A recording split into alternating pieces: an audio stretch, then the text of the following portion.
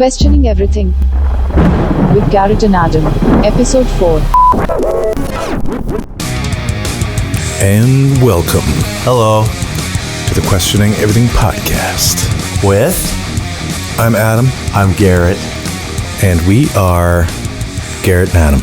Questioning everything. Questioning everything. There's your Garrett first and Adam. edit. Only 2 minutes in. Okay, so today's topic is... Extraterrestrials. All right, you can get closer than that. There you go. Can I? Adam's been yelling at me because he says he's been editing these and he's like, you breathe too loud. Breathing. Because I get intense. Okay, so it's not, let's just say UFOs. I like the phrase UFOs better. And I haven't done Because we can talk about UFOs, right? But we can't talk about extraterrestrials. Why not?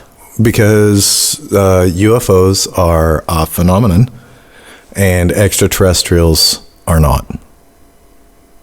A what? Right?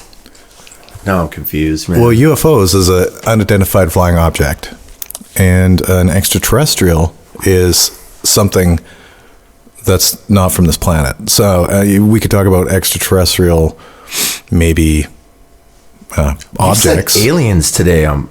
I know, aliens, but I like UFOs. So we get to talk about. You probably edited out your abduction story.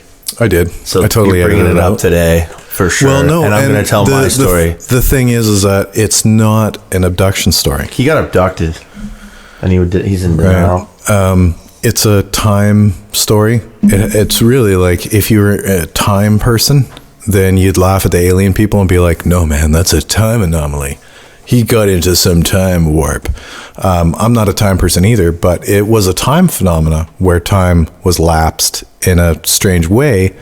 But I think the main principle for the entire podcast is going to be associative reasoning and how we tend to associate things with other things, and then it just becomes axiomatic. Like anybody, again, the time lapse thing, I say time lapse, the brain, whether it's yours or mine or anybody's, says aliens, right? But that's just associative. There's no real reason to associate time lapse with aliens.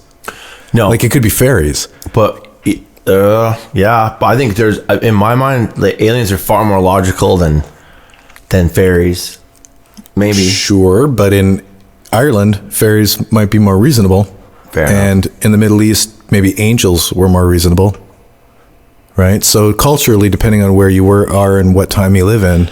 But yeah, I mean, everything like that. I mean, there's a lot of weird shit going on this planet. And I wanted to do research on this because there's the Bob Lazar documentary on Netflix was really good. I watched a few, things on Ancient Aliens are pretty good. Like, I mean, there's a lot of shows that are out there to entertain us, obviously, and they're reaching in a lot of ways to keep us entertained. But man, there were some things I wanted to watch. I've been so busy doing.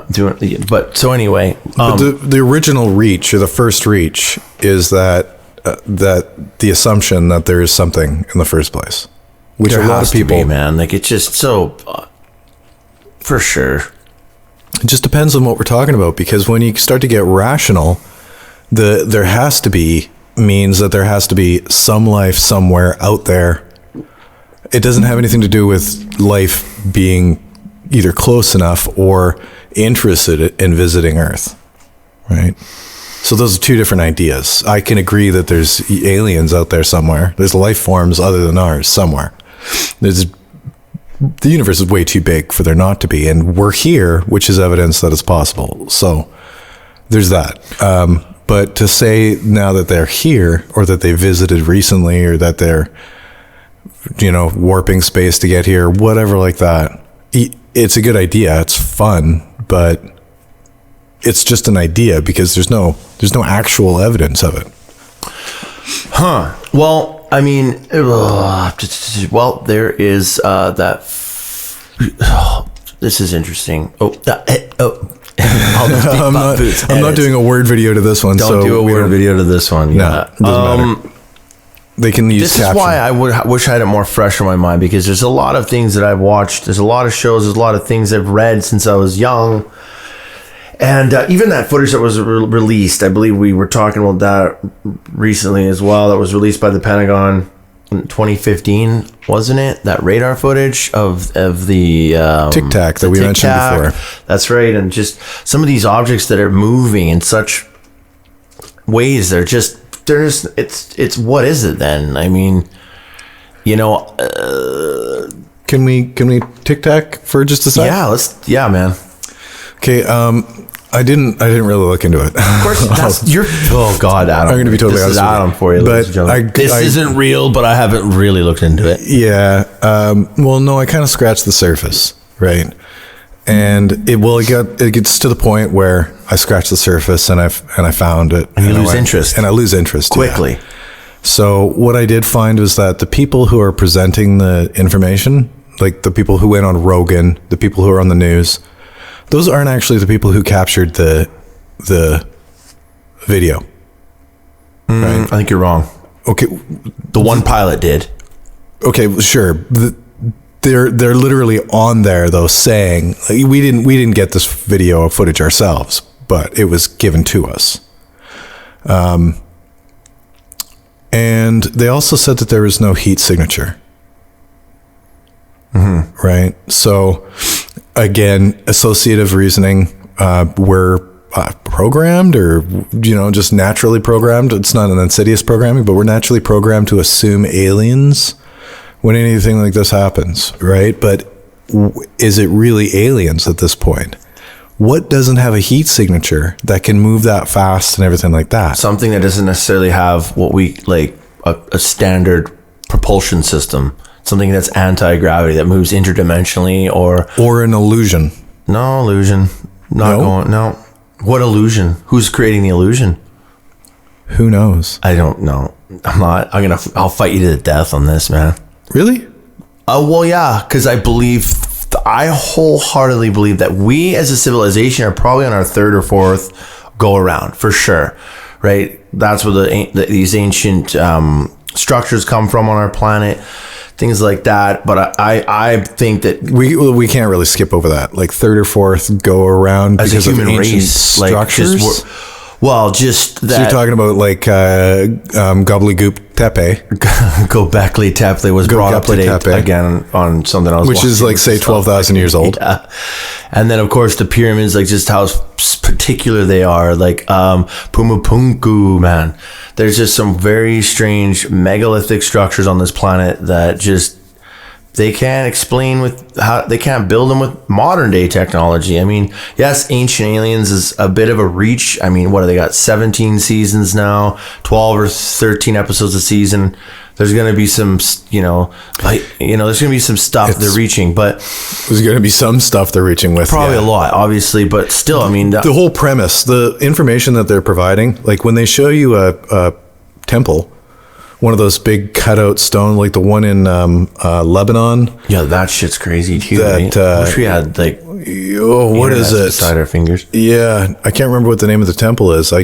It's a great one though. I know what you're talking about. Partially hewn stone where you can people. There's pictures of people standing on it. Yeah, these stones are like. Okay, well, have you ever been to any massive places? School bus stones? But that's great, right? Those aren't fake.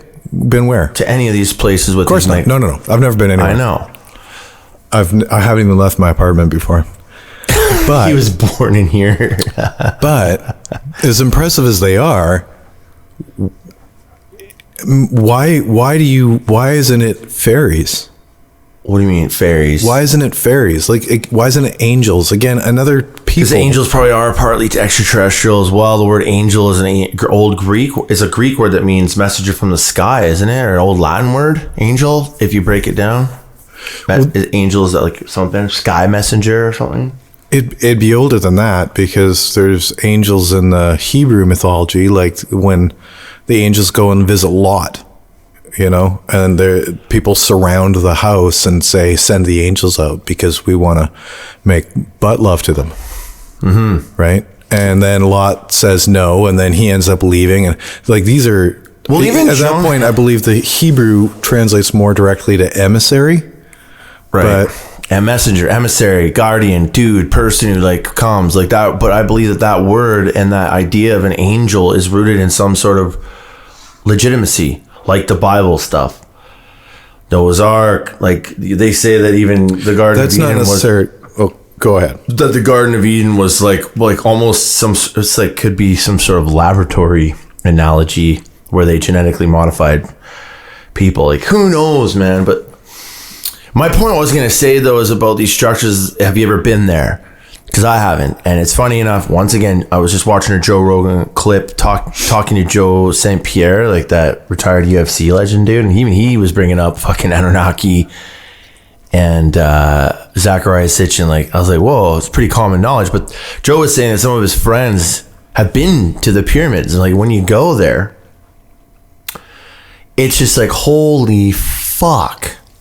Just the scale. Just you're standing there. You see it on pictures. You're like, what? You see all these documentaries. Then you go there and you see the Great Pyramid. And you're like, what the fuck? So what? It's impressive. So that's aliens? Not necessarily. Don't patronize me. Wow. Okay, where are we going with this? You're going to go, well, I was going with the fact that, I think that I think our brains don't conceive of like the possibilities, man. What people are capable of for sure, but why can't they rebuild any of that? Why can't they do half the stuff nowadays with all this technology? I work around big machines and stuff, man. They can't, like modern technology just can't apparently create these structures. Like cutting stone, like you're gonna say school bus size pieces of stone in Lebanon that fit bigger. Perfectly bigger. What is it? What do you think it is, man? Just people? I have no idea what it is. Well, people's all we have, right? So it's like, what is it made out of? Atoms? Well, yeah, because atoms is fuck all we have. So it's definitely made out of atoms. To me, it's definitely made from people. There's no question about it. I don't see why aliens would make a fucking pyramid out of stone, right? Like, because it could be like an energy fucking portal or some kind, or they just think that there's there's something to it that we just don't get. The idea of the mountain where they're using it as a mountain for triangulating a landing pad, that's not unreasonable. That's kind of cool idea. Yeah, that's right. Who is it? Graham Hancock though dismisses all of this pretty well. Well, it's great. It's pretty dismissible, right? First of all, there's no evidence for it, and the burden of evidence is on the person making the claim.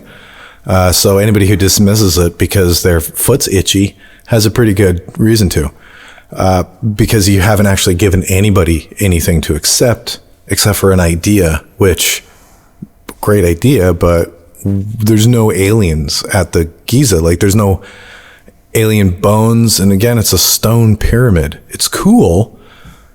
It's a testament to what people knew and what they were capable of and what their interests were. I think people's interests back then were a lot different. Even from Greek period, you can see the remnants of Egypt and the real importance of astronomy and geometry and math, that, as life got easier and people got more comfortable, they maybe got distracted in other things. I don't know. But the pyramids are a huge testament of the interests, of the goals, and the modus operandi of the people at the time. For them to actually do that is almost ridiculous. Like, why a pyramid? I don't know, right? Well, 3 of them. And then a bunch of little ones. Well, and other ones all over the world. The first one's the old one, right? The other two, the Great Pyramid appears to be the old one, and the one with Khufu written in it. I don't. It's not Khufu. It's actually was what's his name that went in there and vandalized that. The only hieroglyphs or any writing in there is from that French guy. Oh my God, I sound so dumb. I don't know. I thought it was Khufu written on the inside, so that's why they say it's built. Napoleon went in there. No. I'm talking about the pharaoh's name that's in there, which is who they attribute the building of it to. Oh, why is it a tomb? But there's so much history, and the top could have been repaired. Why so many megalithic structures though all over the place randomly, and why pyramids? It's just like it just. I don't know. There's so many. You're never. It's interesting. Really it's interesting. Weird, man. The problem is,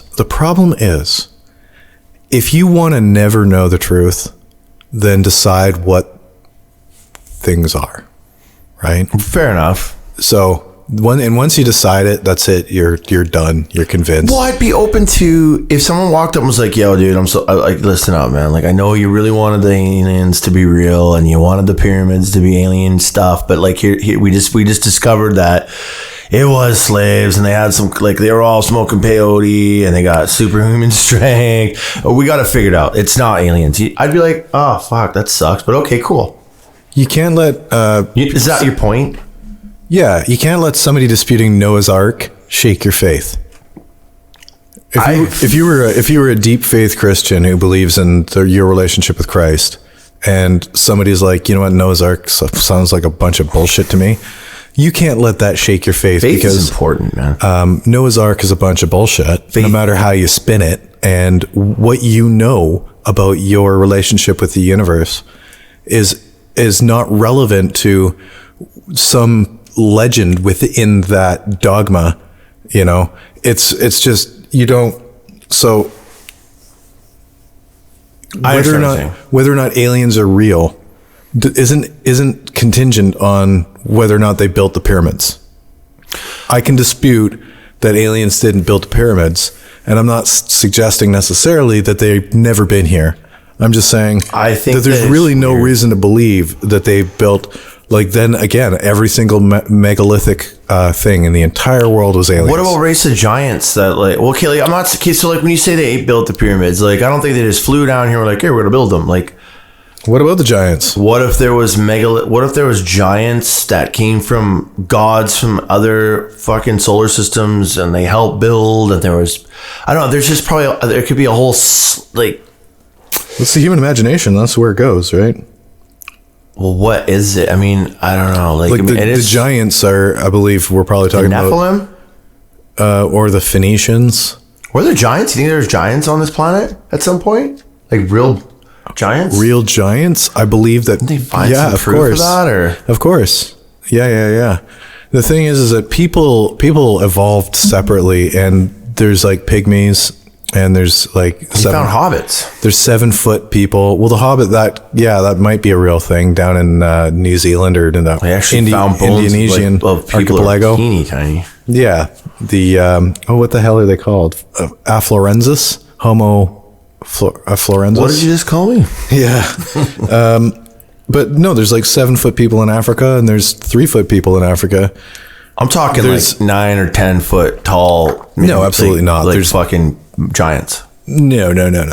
Giants, the story of giants probably comes from relativism, where you have people that are talking about another people, like in this case, the Phoenicians, who invaded from west of Greece or something like that, and they ended up going east into the Mediterranean, along the border of the Mediterranean, where like Lebanon and Jerusalem are.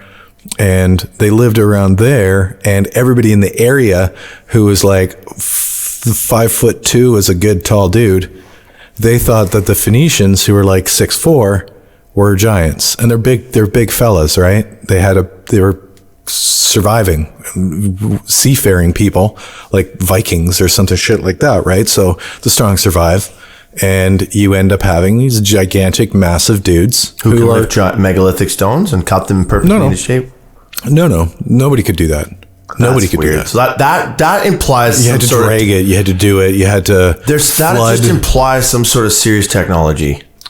It does technology, absolutely, but not necessarily what you're thinking of space age technology. It requires some type of ingenuity, human ingenuity, and technology that even now might be impressive. You never know.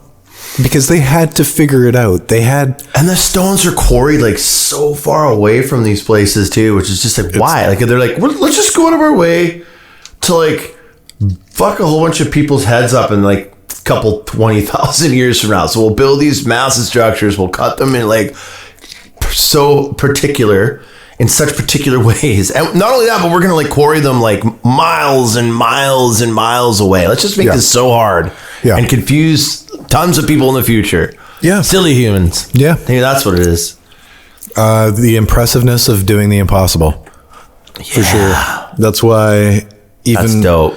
Yeah, there's some old cities, they did architecture where it wasn't even really all that purposeful, except for the fact that it gave you awe. So they'd block a view so that you had to walk around a corner and then boom, you could see the tower or whatever. And you'd be like, oh.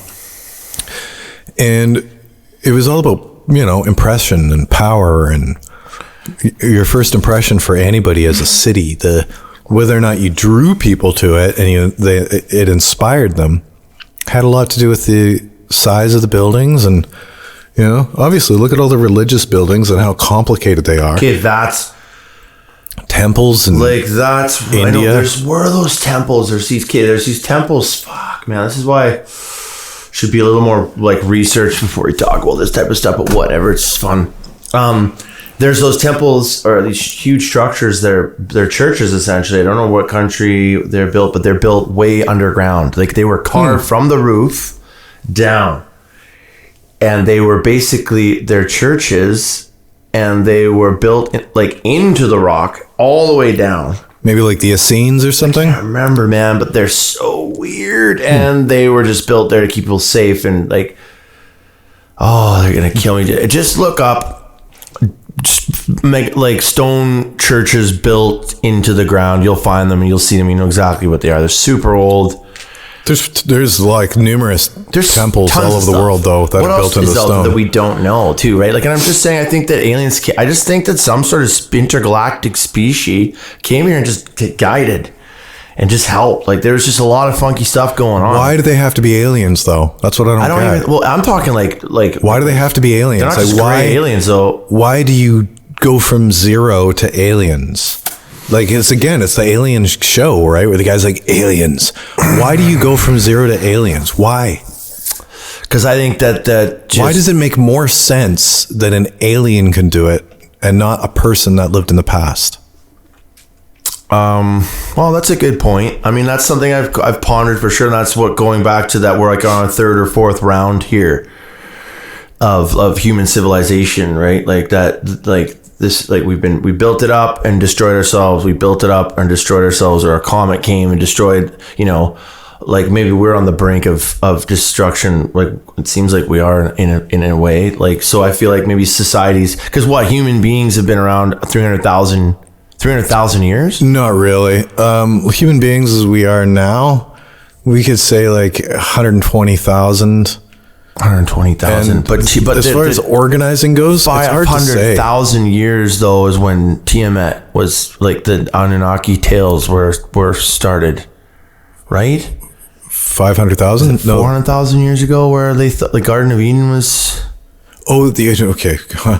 Because it was about 6,500 years ago that stuff was talked about, but it would be referencing, like the Garden of Eden would be referencing, I don't know, 15,000 years ago. Well, if you look at the book I have on Marduk, or what the hell is that book I have?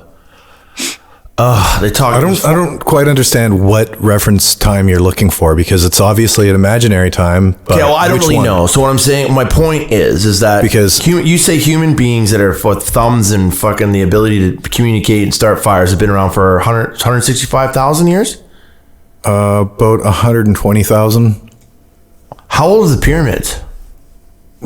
Well, they're 3,500 if you ask 4,000 years old. That's right. And so in that timeline, there could have been ups and downs of guaranteed. Built it all up, destroyed it. Got super technological, destroyed it. Not super technological, obviously, but technological, like building megalithic stone. To you, though? Hold on. Sorry, yeah. Continue. Building megalithic stone structures is like the limit to the technology, though, right? We can agree. What technology? Of our ability to, like, when you say that they built up and built down, and like this level of technology has never existed before. We can agree with that? Yes, which is interesting, because that's what I think. It's like a developmental phase. It's like, here we go, we're going to build, we learn how to hunt and stuff, and then a comet came, boom. Then we got to another level of creation, and we started to get high, and then another thing happened, boom. Like we're building empires, they get destroyed. then time goes by, we're building empires, they get destroyed. Like I said, this could be the third or fourth go around of our technological advancements. Yeah. And out there in space, there's some aliens that are like, yeah, okay, now they're getting close. We got to go down there and help them now, or something. Like, I just find the timeline of technology so strange. Like, how is it that we're like went from nothing to 120 years ago? Like, look, we could barely get this plane off the ground. Now now I can watch Netflix on a freaking tiny little phone. So you assume it's fairies, or sorry, aliens. I forgot. Yeah, I feel like there's something, just something weird about it. Yeah, fairies, whatever you want to call it, that gray aliens, Anunnakis, the Nordics, whatever, man. But the phenomena itself is interesting. The phenomena in the Tic Tac video is interesting. The phenomena that people experience is interesting. The default assumption that it's aliens is it's honestly to God, it would be like you going to Ireland and talking to some sweet pretty girl in a fluffy skirt who just constantly said the fairies. Everything was the fairies, and you're like, fuck, I'm getting to I think she actually believes what she's saying. I think she actually believes that there's fairies, right? And you think she's ridiculous, right? But that's the same thing, except for to me, it's when to present everything as aliens, or first of all, you're missing what's actually there, which is probably the biggest injustice to your own reason and your own understanding. Anytime that you assume wrongly, especially just based off of some axiom, like somebody says time lapse and you say aliens, well, then you stop thinking about it and you're robbing yourself the understanding of what could be there. If you just eliminated aliens completely, like just said, you know what, there's no evidence of it and there's a high probability that it's all just popular culture, dismissed.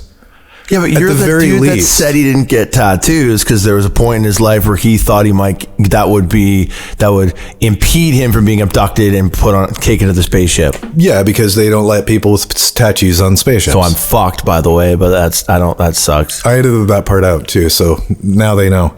We're not. Oh, okay. So this is where Adam edits the show, where it's to the point where he makes the most sense.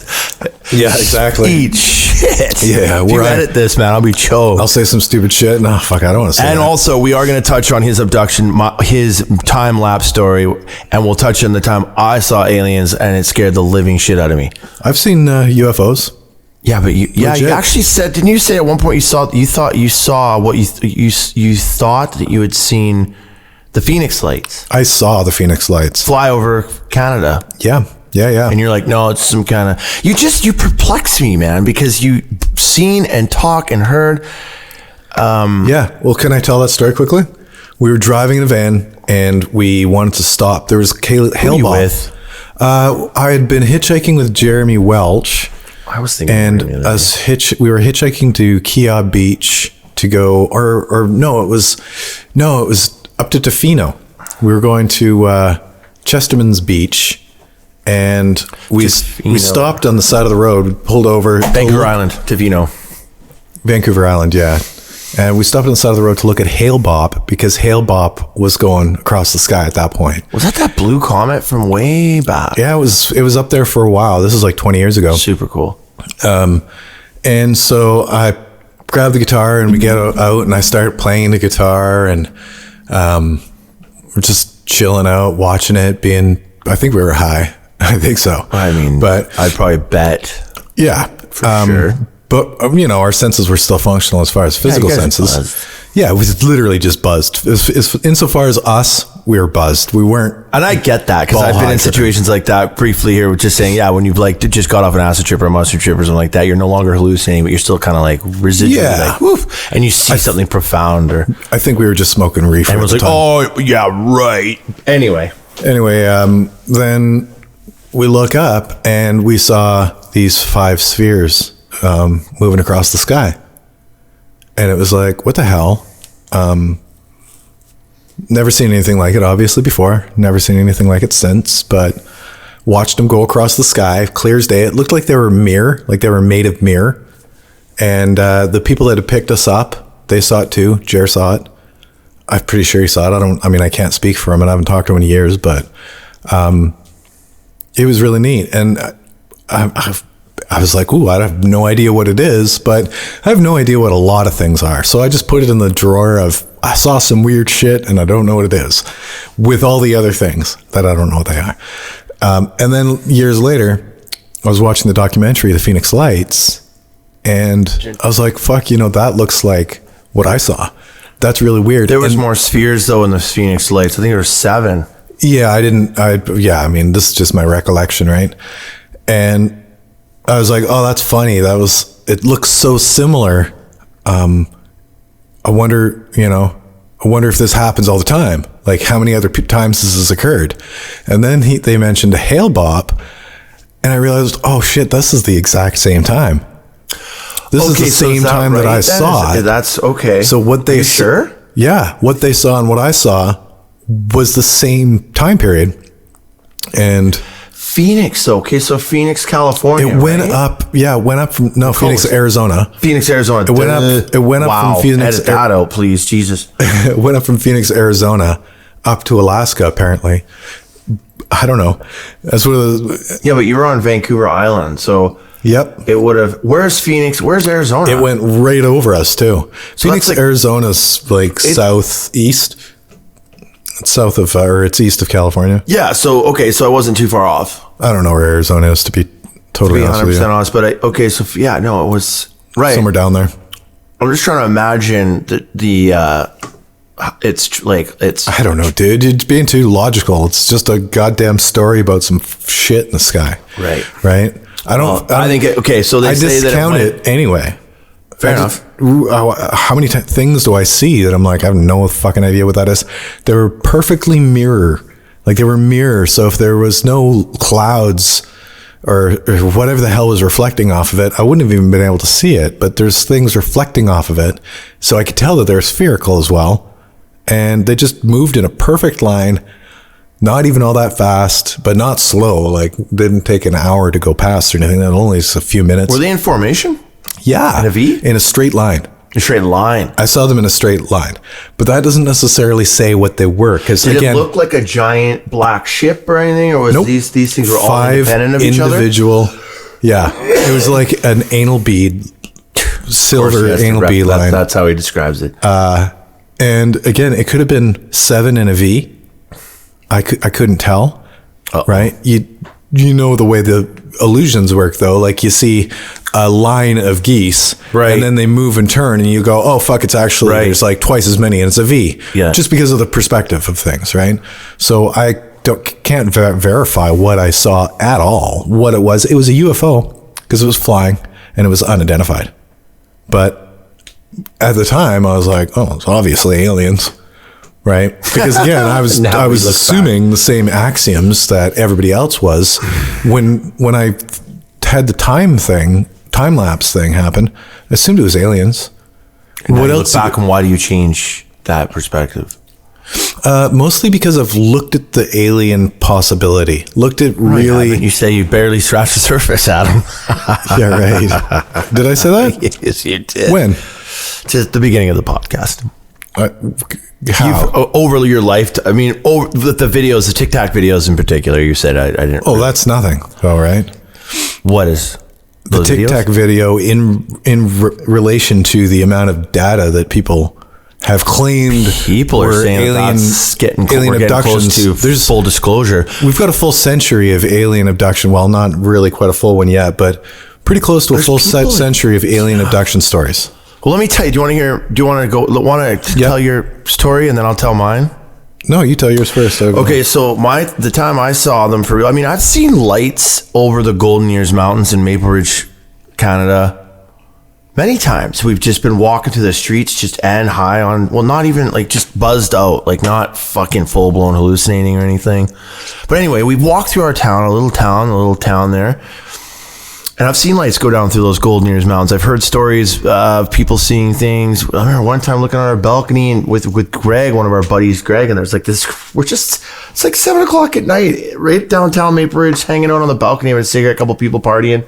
And then all of a sudden in the distance, you see this, and it happened like 3 nights in a row. I remember that one, where this red ball just kind of floated up way in the distance, kind of just stayed there and then sort of moved again. It was just really weird. Who knows? That could have been a lantern. But this time that I'm about to tell you, it was me, my girlfriend at the time, Beth, Jeremy Adnall. Skip the last names if you can. Jeremy, whatever. It was Jeremy. There's a bunch of, Dave. There was a whole bunch. There was about 5, 6 of us. So we got on this place called Horseman's Trail. It was the middle of the night, right? We're hanging out. And we get on a Horseman's Trail. It's pitch black. It's a little forest, a little river there, a little river that runs through there. It's nice. You can tube down it. So we decided to just walk down in there, and we lay down on the beach.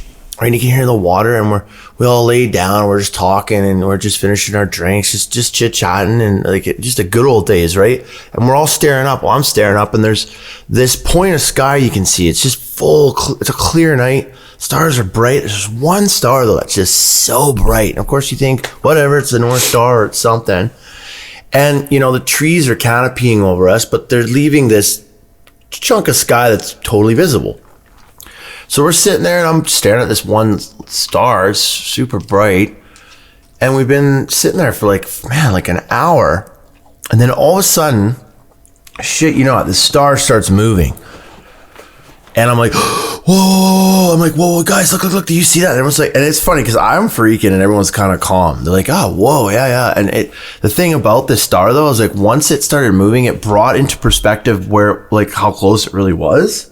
And as it starts moving, another star appears beside it, and they both just move together.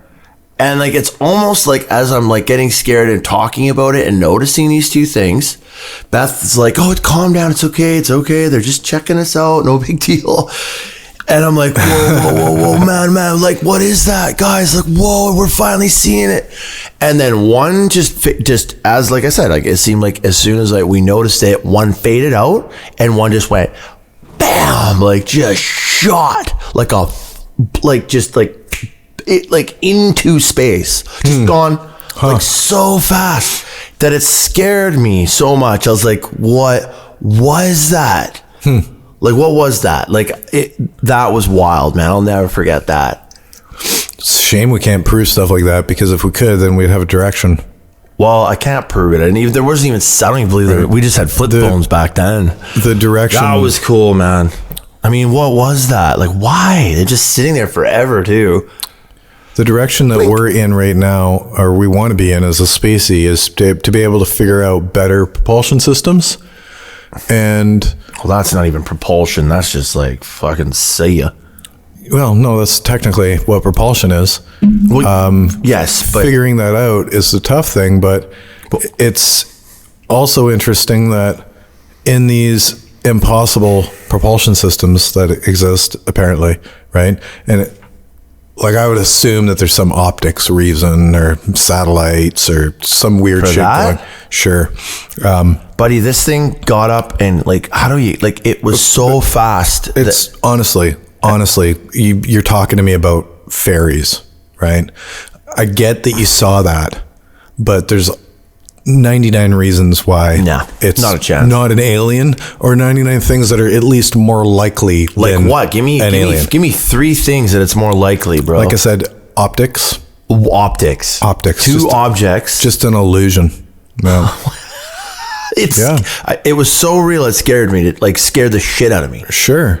Absolutely, because you don't know what you're seeing. And when you don't know what you're seeing, especially with this axiom of aliens exist, then you think obviously that you're seeing it. And the humans are constantly thinking that the minute that they notice the spaceship starts moving away. I find that fucking hilarious. Well, it just seemed like that, right? I'm not saying that. You're not the only one. It felt weird. It's like, whoa, look at that. And then it's like, oh, they noticed and they just fucking did. You're not the only one. Because they both blinked. Oh no, I've heard that many times, but it just blinked at the same time and one took off. Yeah.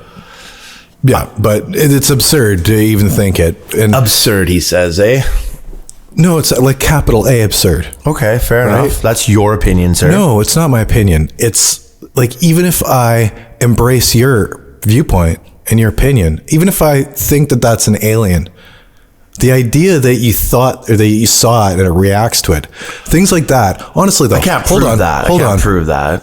It's evidence that your rationale is extremely compromised, because you can accept the idea without even blinking. In fact, you're going to argue it, that they're somehow sensitive to you.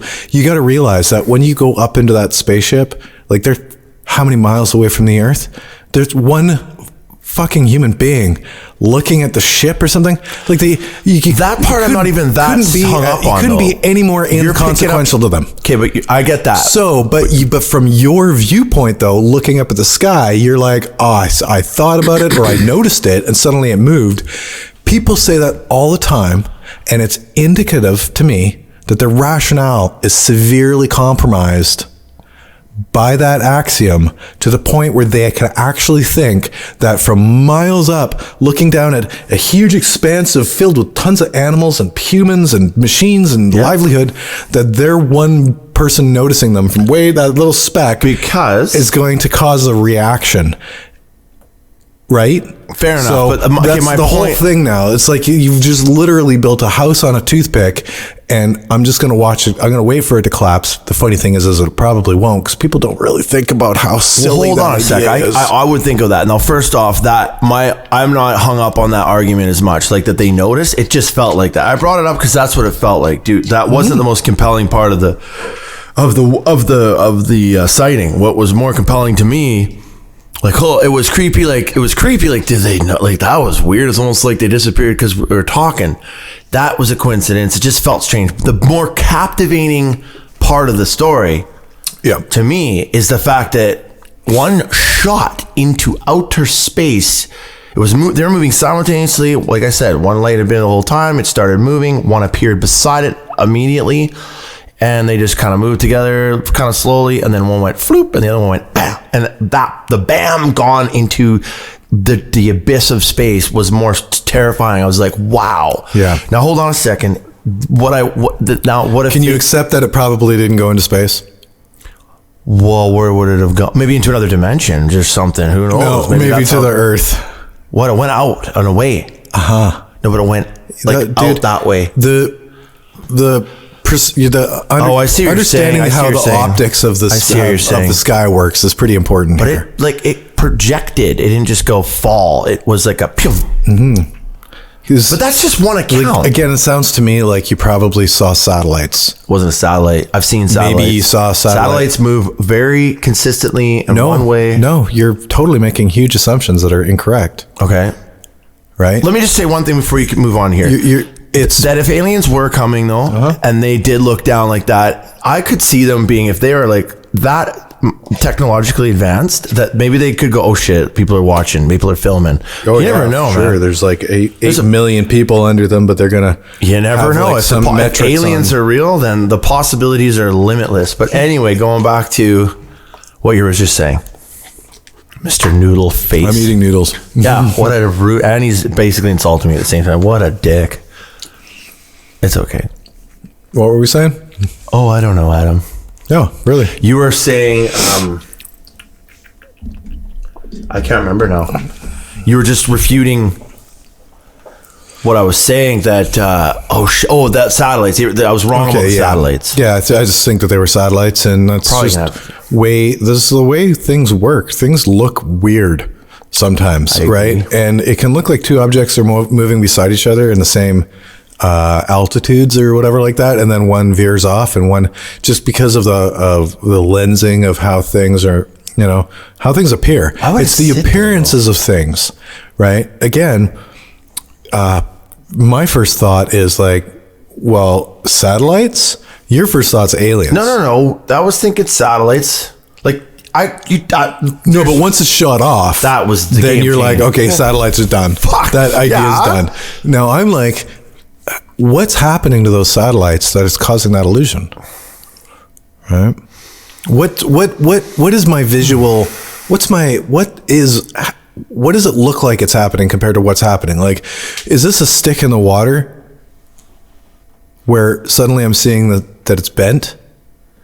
Our senses are the way that we see things can't always be trusted. You have to understand how things work and corroborate that with what you're seeing. You put anything in the water and you can see that it gets completely disjointed. It looks like it's over or it's bent. Right? I get it. I know. I see where you're going with this. That's totally rational. Yeah, I agree. There's stuff that happens in the sky that will have the same sort of effects. But there's a lot of eyewitness testimony. There's a lot of videos that are just fucking bonkers that are beyond. Like, there was a video I just seen recently of a fucking triangle that was caught from 4 different angles or 2 different angles from different people in the city. A giant pyramid twisting and turning, staying the same shape over the Pentagon. Like, just one. But there's just so many weird videos where you're like, what? Yeah, I think that's all fake. Oh boy. Well, fair enough. Where's there's no actual videos of this thing twisting and it's just a giant pyramid that's like rotating. But that's not real, right? Well, there's 2 different people that caught, there's 2 or 3 people that caught it from different points that were just randomly like, what the hell is that thing? Mm-hmm. Someone from a car that followed it. Someone from a building on the other side of the Pentagon in the middle of the night. And if I tell you where I saw, you're just going to laugh, but whatever. Like, it was Ozzy Osbourne's Believe, the new show on television. No, it's cool. But those things are largely faked. We've got visual effects. The other thing is that leverage between countries means that you want to look like you're the only people who have alien technology. And so... Let's get really back to the Bob Lazar. Which was totally edited out of the first one, I think. Well, you just keep on editing then. No, but the idea that the government is more likely to mess with people's heads in order to produce the illusion that they've got something or there's some communication with aliens. As far as them releasing that video, again, I'd assume that there's something that they're trying to distract everybody with. Look over there. Well, I agree. Like I do. Are they testing? I agree. System? I'm not like, oh my god, I'm not totally nuts. Like I'm trying to rationalize it as well. Like, what is it? So what are they doing? What's the Tic Tac video? I think it's an actual fucking alien, man. They're probes or something. I believe that they just send fucking probes down here to take samples of the ocean. Probe minerals. What? Just probing Earth, dude. They're just millions of years ahead of us. They don't give a fuck. They're already talking to people. I think there's a percentage of it that's absolutely fucking real. For sure. And there's almost more. With no heat signature. They don't need it. No heat signature. That's just their technology. Doesn't get picked up by thermal radiation. It's cold, isn't it? No, it did not get picked up by thermal. I think that's common. Not detected by thermal radiation. I think that's common that it doesn't. Nope. That's actually not common. I have to look into this now. Common with UFOs? Maybe common with UFOs, because the thing is that that's a huge clue for me. Why? Because, first of all, everything that exists has a heat signature. Even says who? Says Earth people. I think that the combustion engine is a... What are you talking about? No. What are you talking about? Let's ground ourselves. You're talking about the actual... We're talking about heat signatures produced from an object, right? Okay. So it's an object. The heat signature would be a differential between the air and that object. So if it's cold, it'll turn up blue. If it's red, it'll turn up red. So there's no signature. If there's no signature, do you know what that means? What? It's not there. Right. Okay. It means it's not there. It means it's an illusion. It's a hologram. It's a trick. It's a tapping into the radar systems somehow in order to produce some illusion. It's something. And it's an illusion that's such a significant one that they've managed to fool airplane pilots. They've managed to fool credible people. I'm not discrediting people who say they see things, and I'm not discrediting what they see. The idea to me that it's aliens, or that it'd be like, well, it's obviously aliens, is ridiculous. Not saying you're not. Everybody else is. Okay, but you're talking to me right now. This is reality. I am saying it's obvious. You're representing the alien people. But don't fucking take your alien aggression out on... Everybody says that it's aliens. Jesus Christ, here. I'm not here. This is a fucking joke. Alien, fuck, what are you talking about punching bag here, man? No, I know people are dumb, man. Or ignorant is the better word. They're dumb. It's that It's that there's this basis by which we all assume things, and everybody assumes that it's, but really take away aliens and all you're left with is having to solve the what is actually happening. And what video did you watch, or what videos have you watched where there's no heat signature or signature whatsoever? Because now I'm gonna have to rewatch the Joe Rogan. We're gonna have to do a part 2 of this for sure down the road. I'm sure it'll come up again. Yeah, no, I'm gonna do some research on you now, because now you got me interested in that. Yep, signatures. They didn't have a heat signature. What? Right. Things that don't have a heat signature aren't there. It's a clue. So maybe that's a part of this interstellar travel. There may be something. If you travel interdimensionally or interstellarly, you still have a heat signature. Oh, the other thing is that if you travel interdimensionally or interstellarly or whatever the fuck you want to call it, you don't go. Interstellar travel is just through the fucking space. Yeah. Interdimensional would be. It doesn't exist. In another dimension. Yeah, sure. You talked about other dimensions. Yeah, I know, but they don't exist. They're theoretical. They're theoretical. They don't actually exist. Like a spaceship doesn't occupy one, because that would take 3 dimensions, and these are the 3 dimensions that we have. Apparently. Right? Now, if you had some warp space travel, you would not see the spaceship lit up by the sun fly across the sky. Like, that again, that's not going to happen. All of the organisms in that spaceship, or the objects, or anything, like unless it was like literally an unmanned drone craft or something. Some of them probably are, of course, but all of them seem to have some strange, non-physical, intelligent operation, or just impossible with our current technology. With our current technology, it's impossible. Seeing an intelligently operated vehicle in the air, not a big deal. Seeing an intelligently operated, I don't agree that they look like they're intelligently operated, but they're moving strangely, at least how objects aren't supposed to move. And again, you can't do that. You can't. If we could go through some hyperspace travel, we still couldn't do that. That would be like putting human beings in a giant can and going back and forth really fast. Right? Yeah, like, I know. You would leave the water in your cells when you went pew across space. The water in your cells would stay there, and you'd get them ripped out of your body. It's simply not possible. Well, if you yes, but we're gonna we have to take into consideration that they've figured out a way to move organic. That's great, but you wouldn't see it like a light moving across the sky, because a light moving across the sky is it's still part of this physical 3-dimensional reality, which means that it's within the constraints of the physical reality. If you see, so then it's probably a drone. It's just like saying, if that's what you're saying, then it's got to be like with the Flash or something like that. Like if somebody could really move that fast using some dimension, they'd blink out and arise in the new spot. They would disappear and arise. The whole idea that their physical fatty tissues, water bags, would move that fast in the 3-dimensional physical reality to get there is preposterous, because it would rip them apart. Right?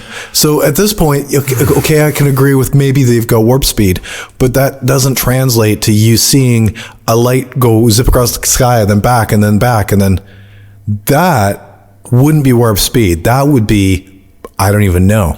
But then again, like we send drones to places. We send satellites out. We send.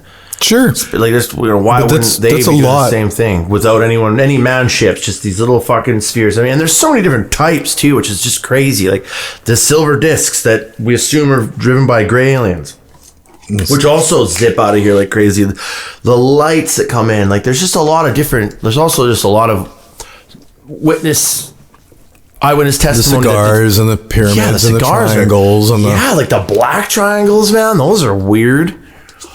So I don't know. There's just it could be all just mass hysteria and people making shit up, I guess. But I mean, I would accept that at the end of the day. Like I said, if some dude said, "Sorry, man, it's just this is just a fucking accident. Your cell phone just is magic. It just came from guys banging on rocks and catching fish, and after a while, something's gonna happen." Accidents a and we didn't really go through this, but I thought about it after when I was listening. Accident's a bad word, right? Accident is something that people who believe in randomness and chaos, they have to be careful, I think, personally, in perceiving things as an accident. Because the fact that it's random and the idea that it's accidental are different things, right? Well, I mean, what do you... I know it might seem like the same thing. We just happen to be on this planet. We just exist and hunt and move and fuck until eventually something happens. Well, the way I look at things is, you know, I look at the universe as being probabilistic, and I believe that and I think you're too hard on yourself, Adam.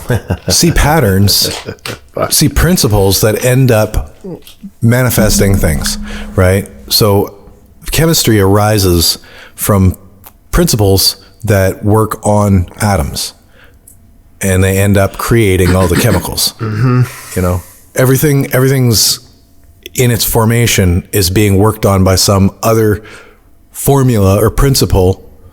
The first principle type shit. You're talking about the cold, dark mechanisms of the universe. Yeah.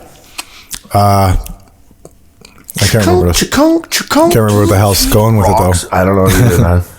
What were you saying before that? I was gonna say that Jesse Leach told me that he believes that my prayers were in fact answered that night when I was like, "Universe, fucking help me." Nice. He's like, "No, legit, man. That's."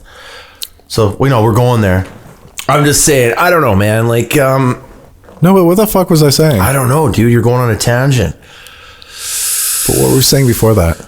I was saying just like we're an accident, and you're saying no, we're not. Like you're saying the Darwin theory is we came. Do you remember now? Yeah. Okay, go with it.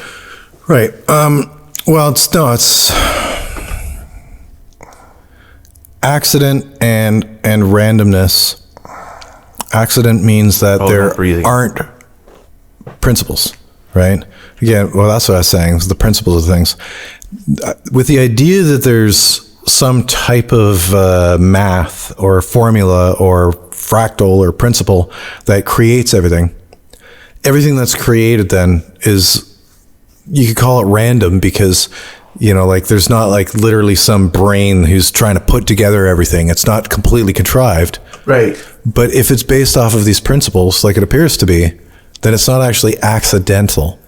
The idea of an accident requires more dice rolling than the idea that principles equate to an outcome. It's cause and effect at that point.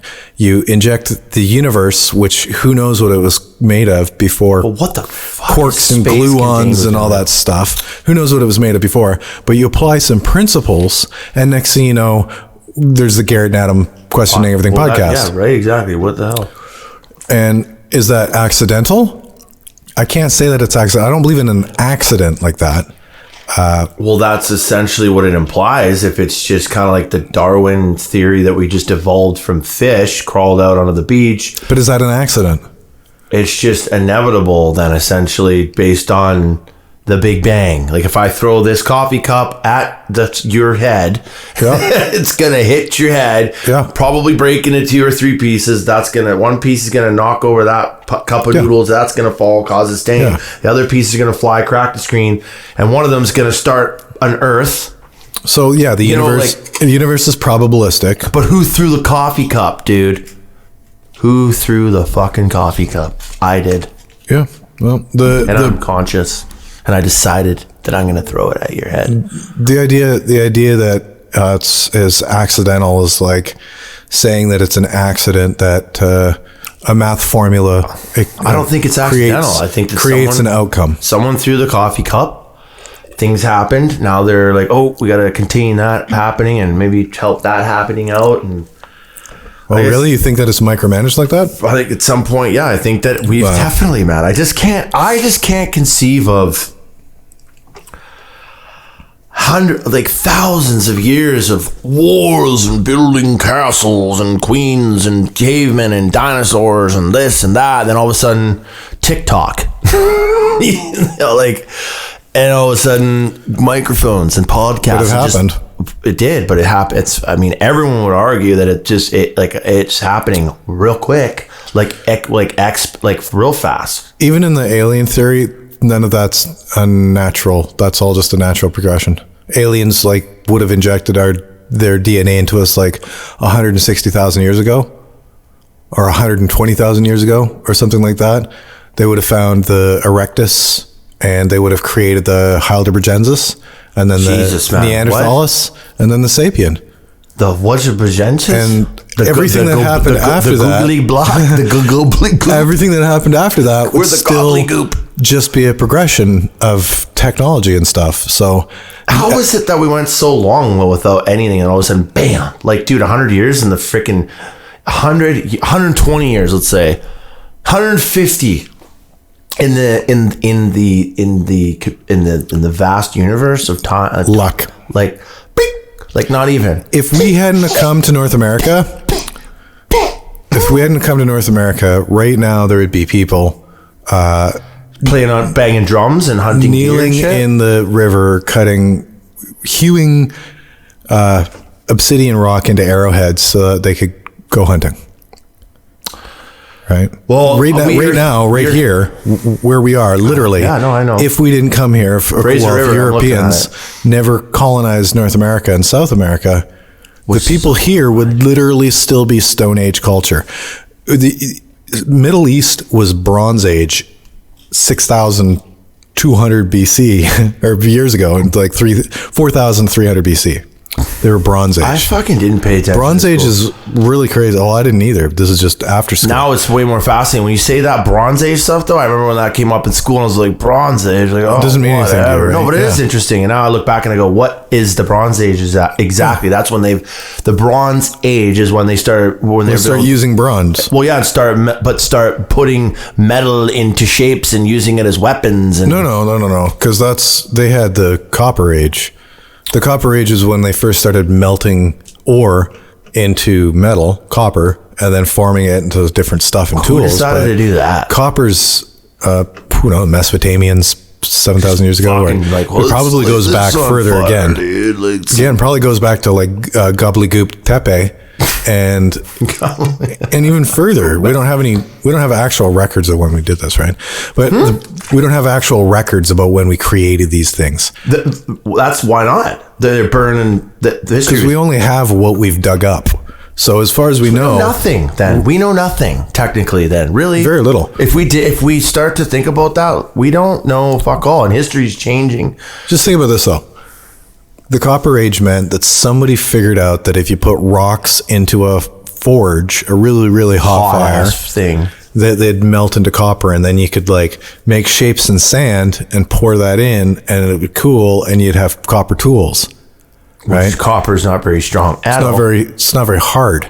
Well, it's soft, so it wouldn't work very good for tools. Right? So then they figured out, if you put 11% tin that you bring in from the mountains 100 miles away and add the 11% tin, now it's really strong. Now you call it bronze, right? Huh.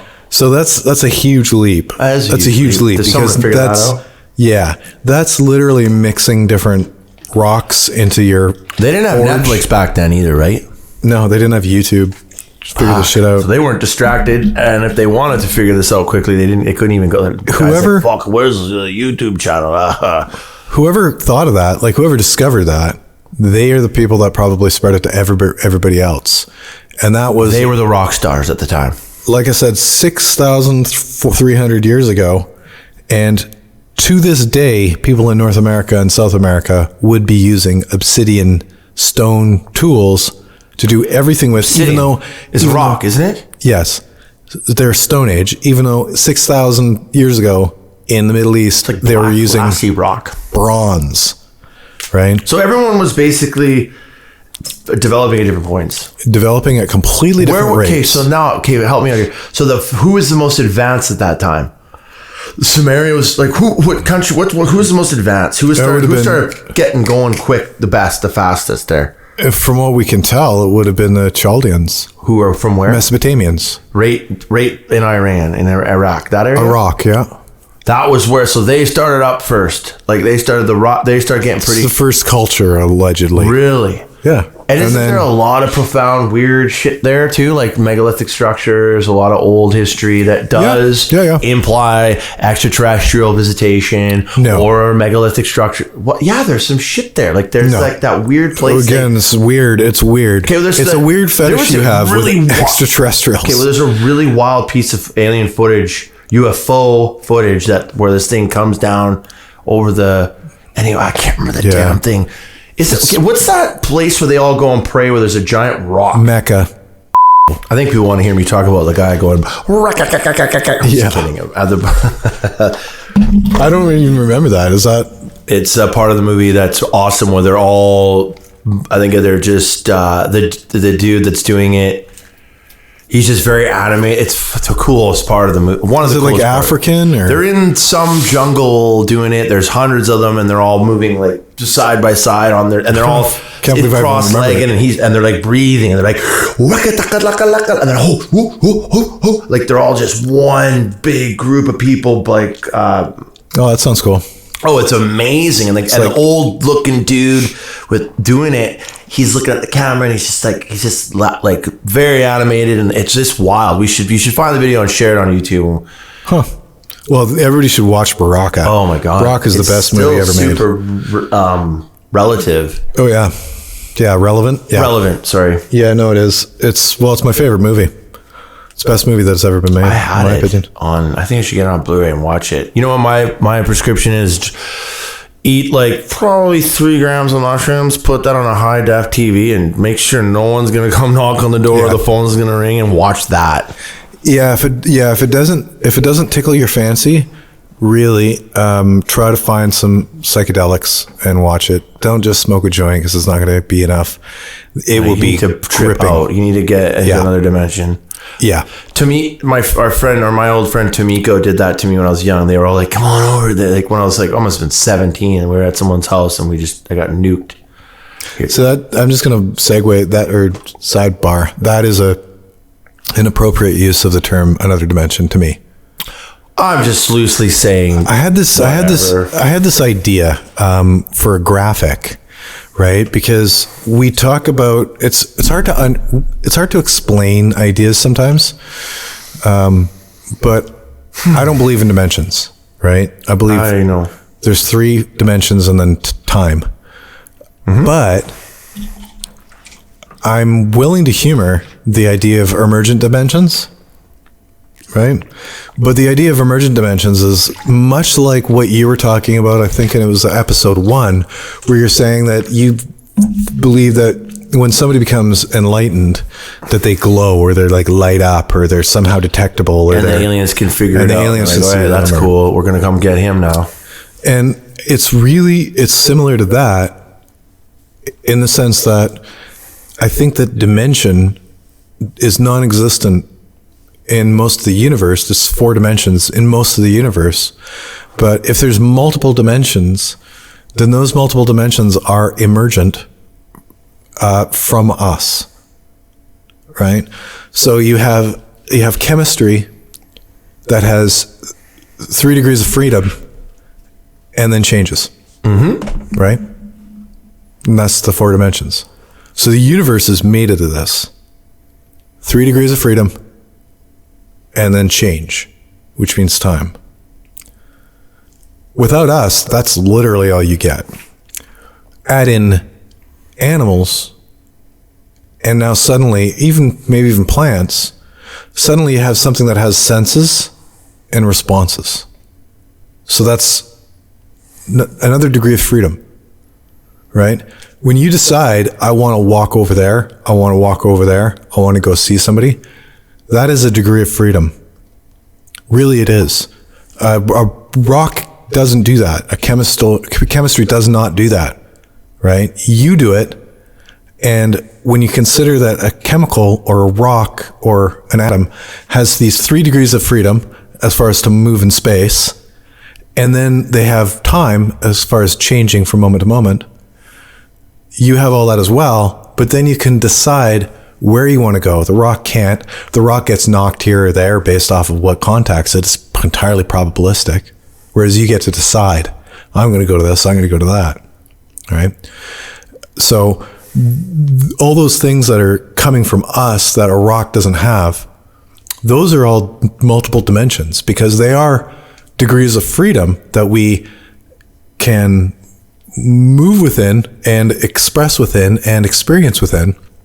And so when a human exists, suddenly, if you're to look at the world, when a human exists in a point of the world, in that area, in that region, in that space, there's multiple dimensions, right? So it'd almost be like it would be a dead three-dimensional planet, and then suddenly, boom, there would be a pocket of 13, 9, 13, who knows however many dimensions, based off of an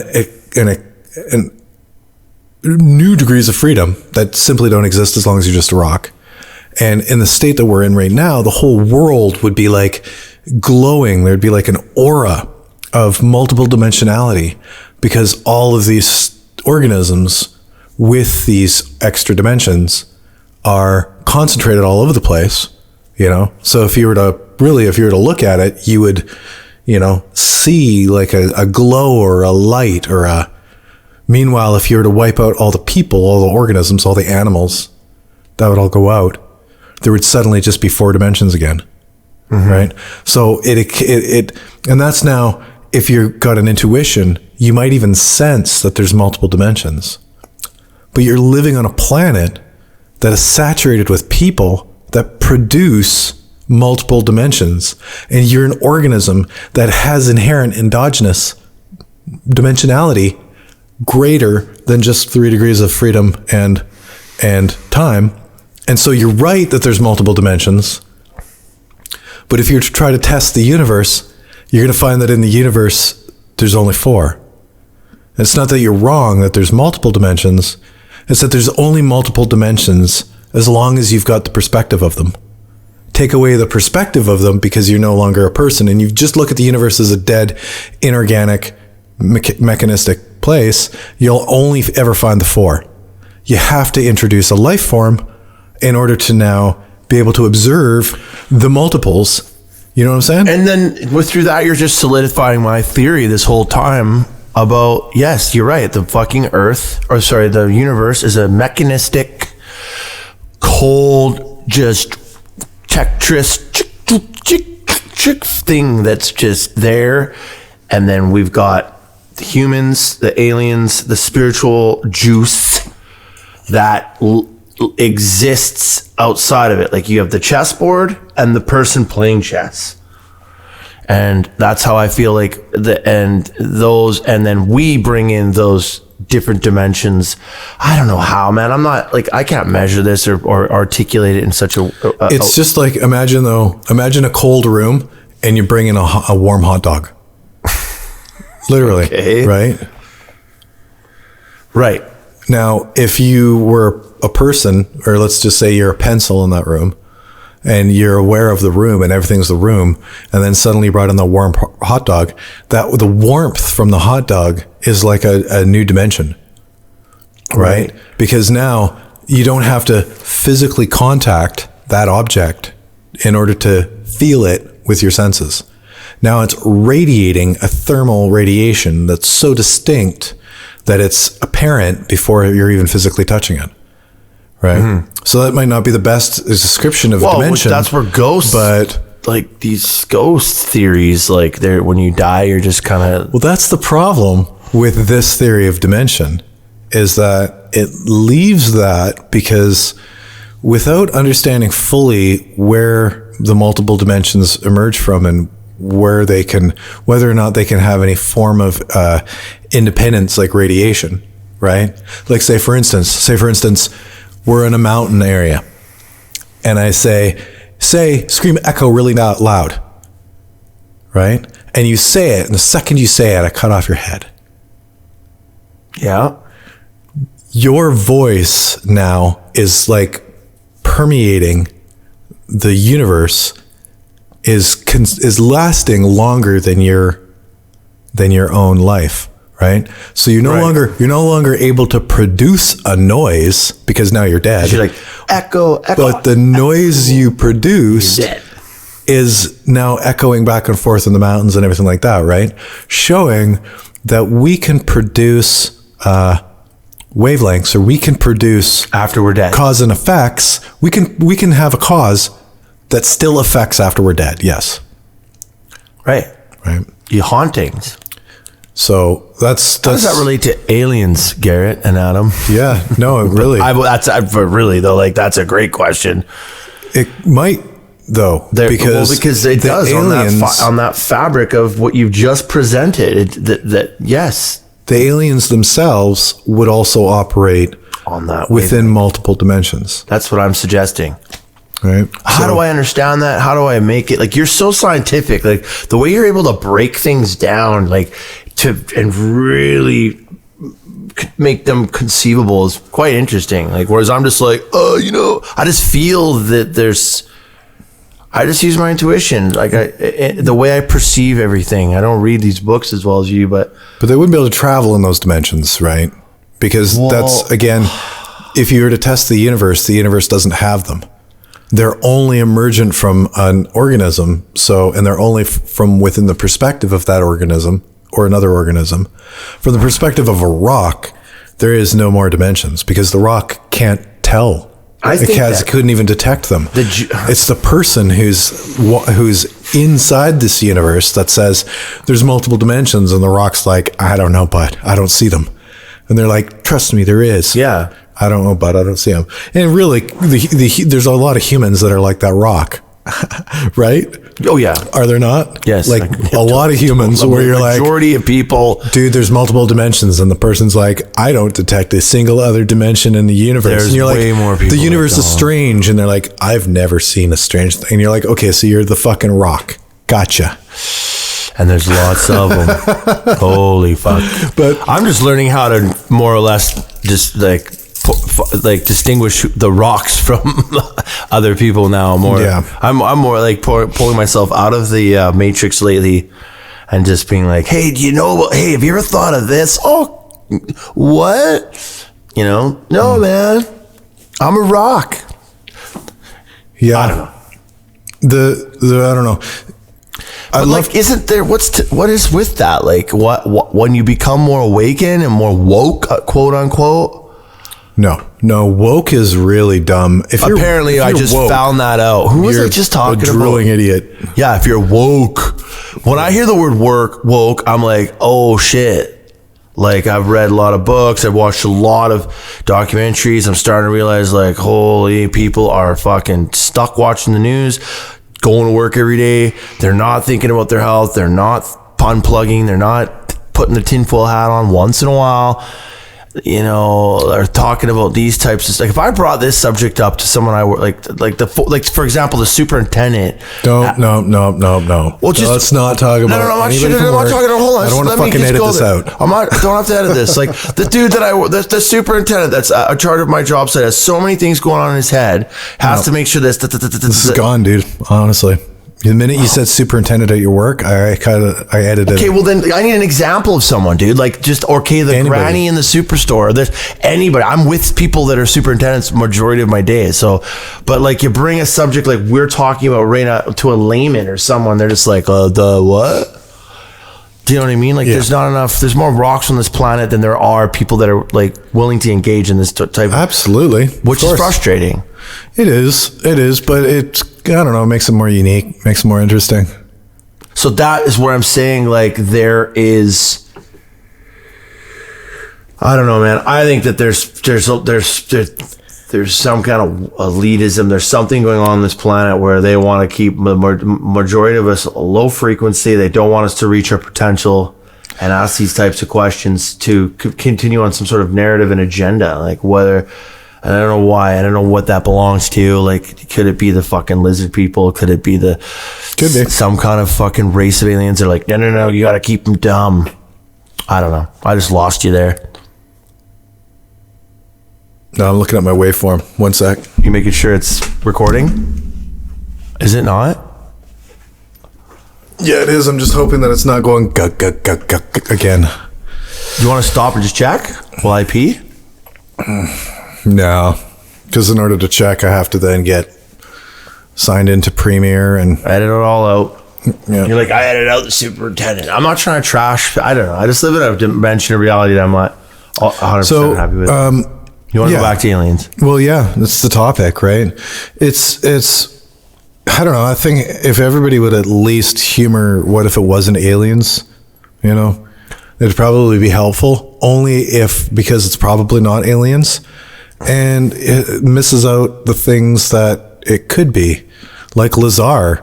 I swear to God, I'm probably the only person on the planet who thinks that the Lazar story is actually him being manipulated by the U.S. government, which is that's a good theory, man. In order to fool their competitors at the time, which was the USSR.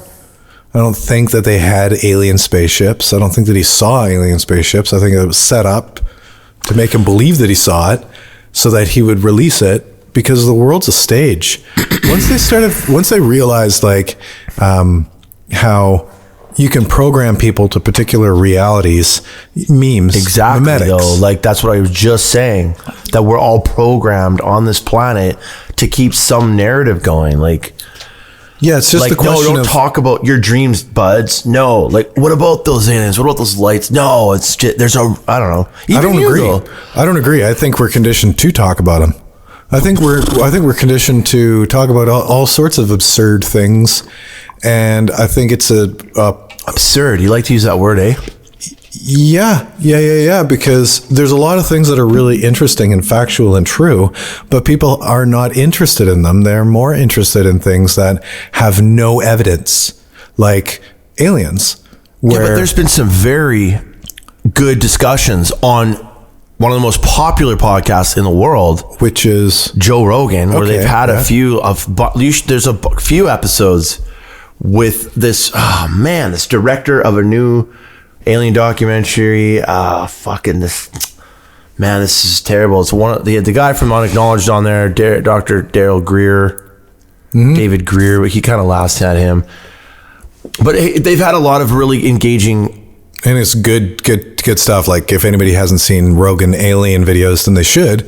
And he doesn't go, fuck, it's preposterous. He's like, I don't know. I know he doesn't, and he wouldn't like my opinion. Not at all. I think he'd drive you right into the ground. If I would love to see you on Joe Rogan. I don't think he'd drive me into the ground at all. I think it'd be a good conversation. If he wanted to, like me and you, if he wanted to Neil deGrasse Tyson me, he could.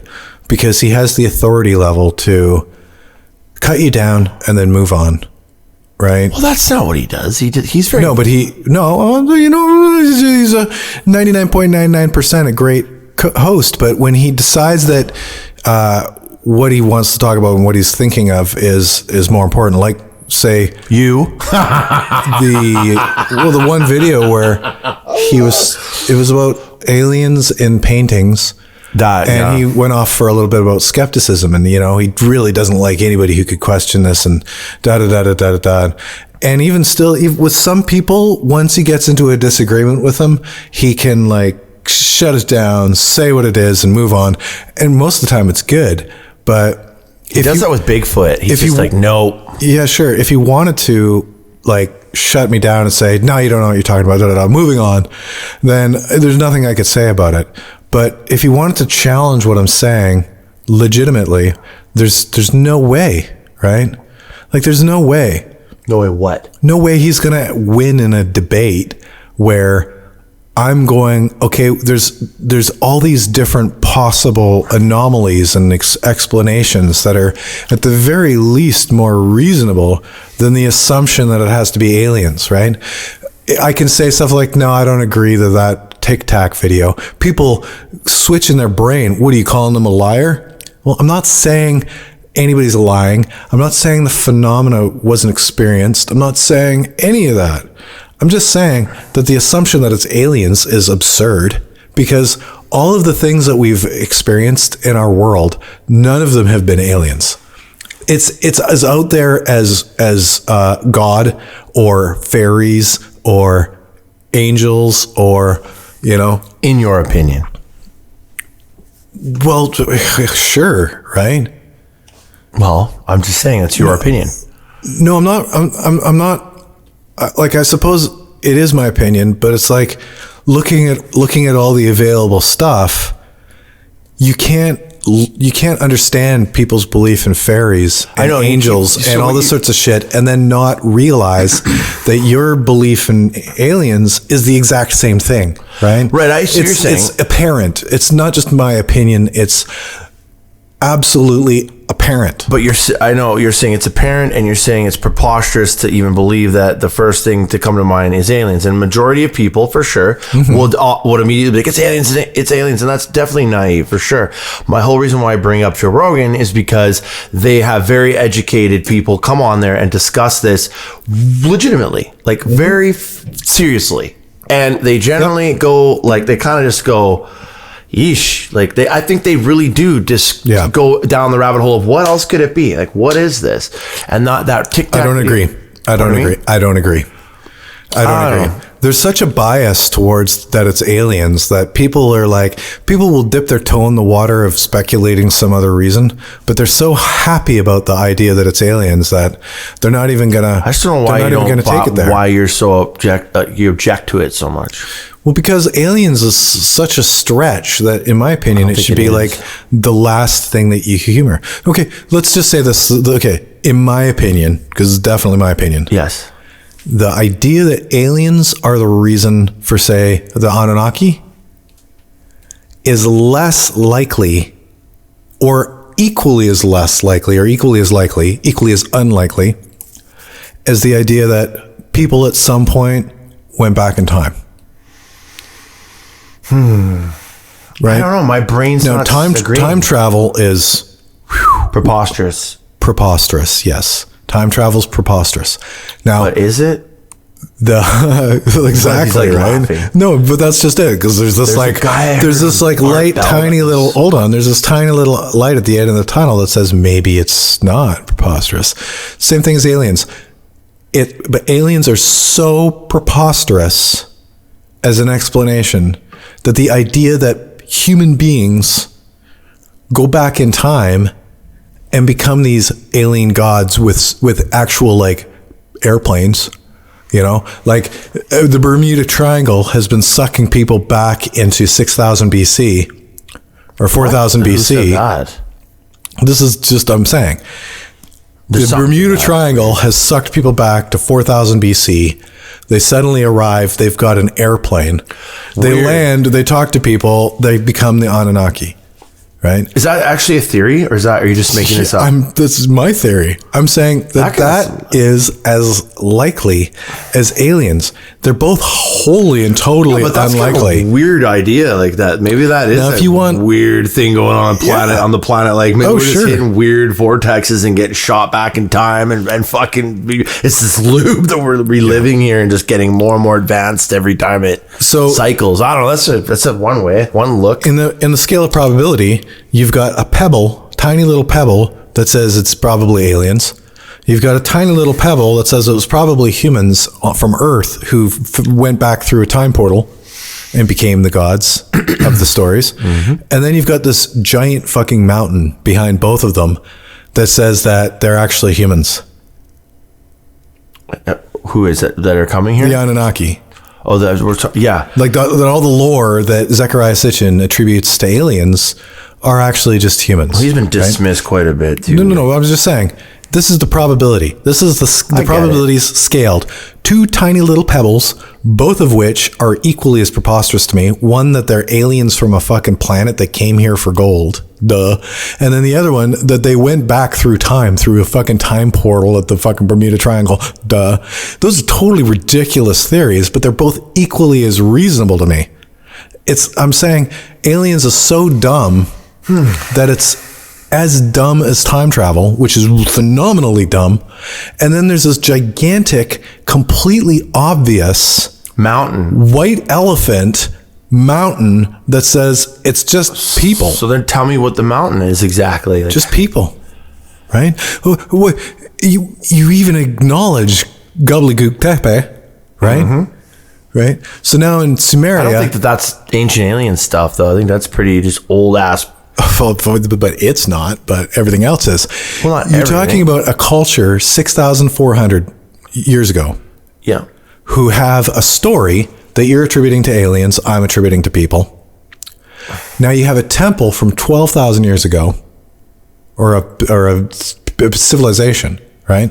Now I'd suggest that the Anunnaki are actually just people, right? Tall people that can fly. Maybe- Why do they got wings maybe- on their back? Who knows? Maybe tall people for the fucking Mediterranean people that were there, but they're not. There's no reason to believe. Like, we've never found a 9-foot fucking skeleton. We've ever. also never found a Bigfoot skeleton. But there'd be a huge culture of people who are 9 feet in the Mediterranean. Yeah. In Iraq, in the Euphrates, Tigris area, where we've dug the fuck out of it. We've never found that, so there's no reason to believe that any giant or that Anunnaki were any taller than you and I, right? It's reasonable that an Anunnaki was as tall as you and I, and that the other people were about 5 foot tall. That's what's actually reasonable, right? So the people from 6,400 years ago have stories that go back. Noah's Ark's from before that, right? Noah's Ark's a remnant story from ancient times. The creation is a remnant story from ancient times, right? Like the creation, the Adam and Eve myth, that doesn't happen in the immediate time period, right? That's before the deluge. So that would be in the Göbekli Tepe. Göbekli Tepe, or previous to that even. Right? So the whole idea then that there is a culture that we can call them Anunnaki, we can call them Nephilim, we can call them whatever you want to call them, right? Were the remnants of an old reasonably technologically advanced with like good stonemasonry and mathematics and astronomy and medicine and basic shit, that they encountered the people of Mesopotamia, the early people in the river basins of the Tigris and Euphrates, and they brought with them the culture that had died off in maybe some cataclysm. Maybe the waters rose. How did they cut them? Oh, Lord knows, right? There's just evidence that's like... No, that's not evidence of anything. Hold on. You can't conflate something that you don't understand with an excuse that is just as unreasonable. I'm not going aliens here. I'm just saying there's those cut stones, those megalithic structures, they've been moved. That's just evidence that something fucking weird happened. So if you're saying that these people, if you're saying fuck the aliens, fair enough. Yeah. And you're going with all these old ancient cultures that did this and did that. There's no tall people. There's no nothing. They still can't really explain what their technology is, which would be wild because, okay, so maybe they are ancient races. This is our third or fourth go around. Yep. And those guys just had some machines that were like more powerful than computers in a more medieval or more like... Whoa. What?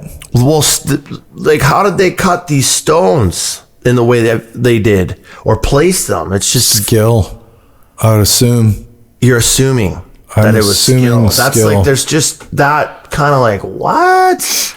I think they'd have hand machines. Pumapuku just has those big H blocks that are just, we're talking about the hardest rock on the planet. It's just so hard. And there's no tools found around those areas, like bones. Like, no, you can't use bone. You can't use copper either for granite, also, right? They're talking about diamond, they put them on a microscope, it's like diamond cutting.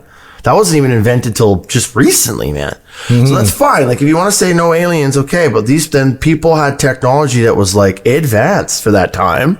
Absolutely. And that's weird. That we don't understand.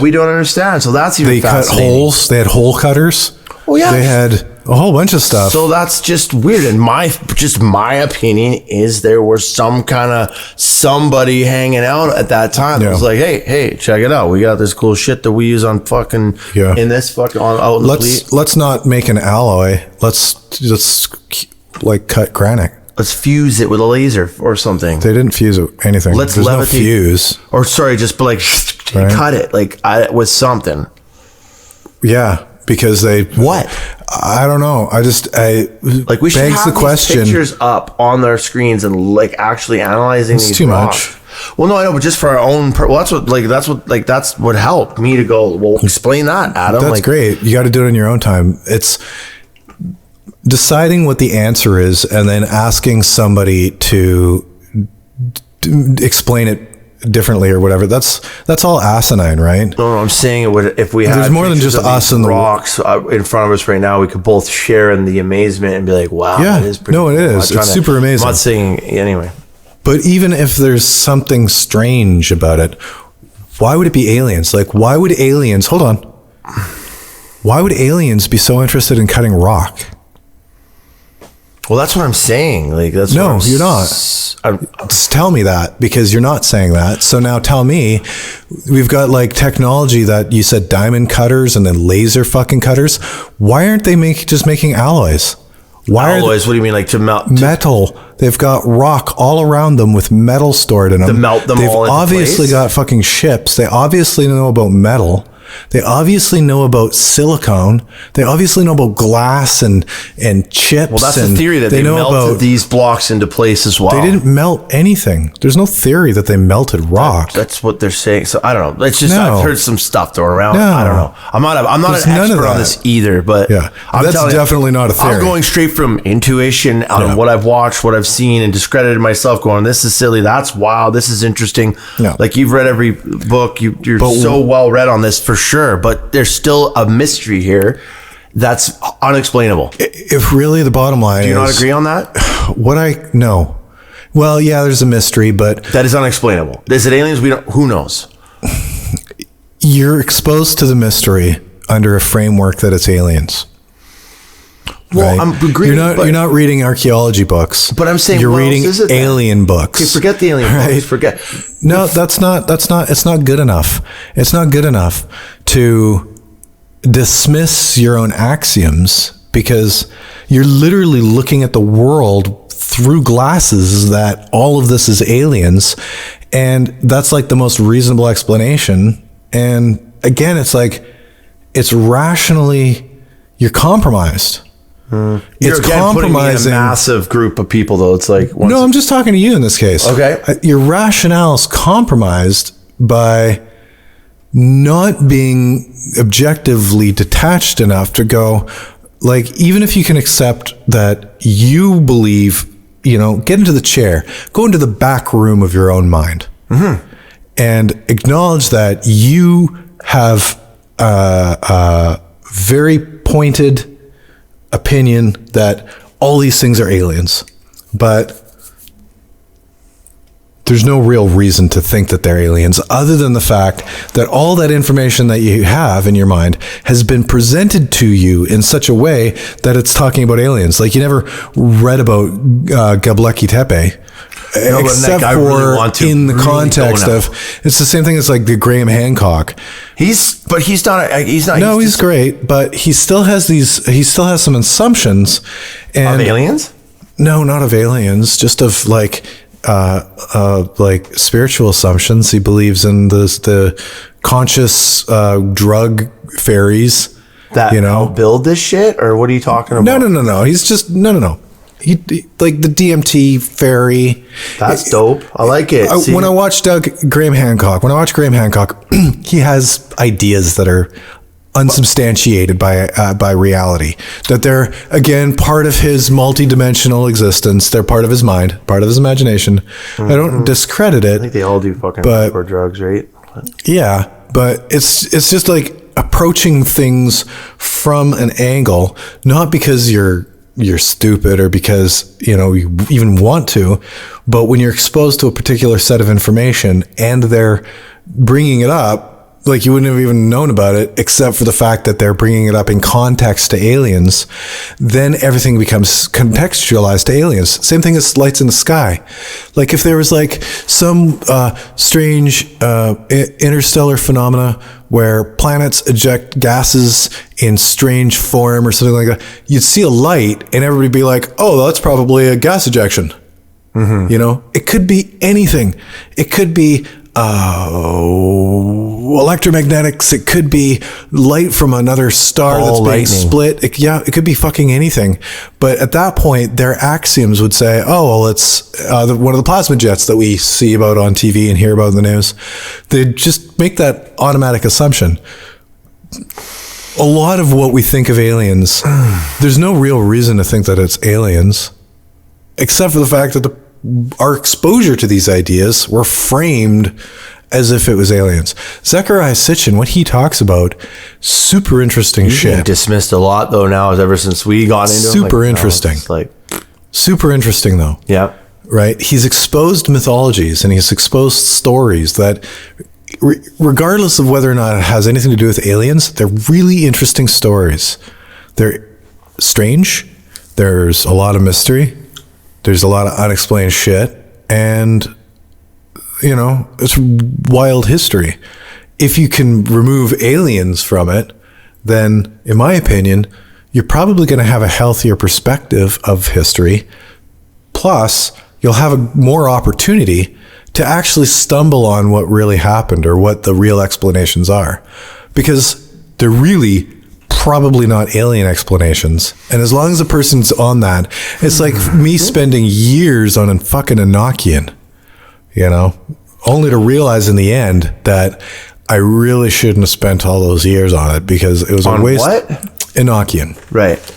Well, exactly. I mean, what I was just trying to find some common ground with you on was just that there is some sort of mystery there for how well these stones were cut. Yes. The fact that they were cut. I'm not saying, oh, it was lasers, gotta be. I'm just saying, like, what else was it then? Like, I don't know, man. I don't know either. So no one really can explain it. There are mysteries around that are unexplainable, and you're like, yes. Okay, well, going right to the alien theory is just preposterous. It's a bad idea. And it can, well, I mean, it's a bad idea. It can be for sure, but but if you're saying that it was humans that came up with these technologies, and what the hell do these technologies look like is what I'm saying. Okay, it wasn't aliens, but these people were so technologically advanced, they still were building stone structures because we're technologically advanced and we're using concrete and iron, steel beams and fucking gas, and we're building way more sophisticated. Yet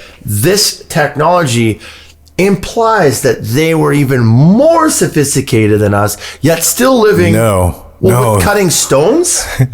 You think cutting stones is more sophisticated than building moving megalithic blocks? That requires some substantial technology, wouldn't it? No. And thinking.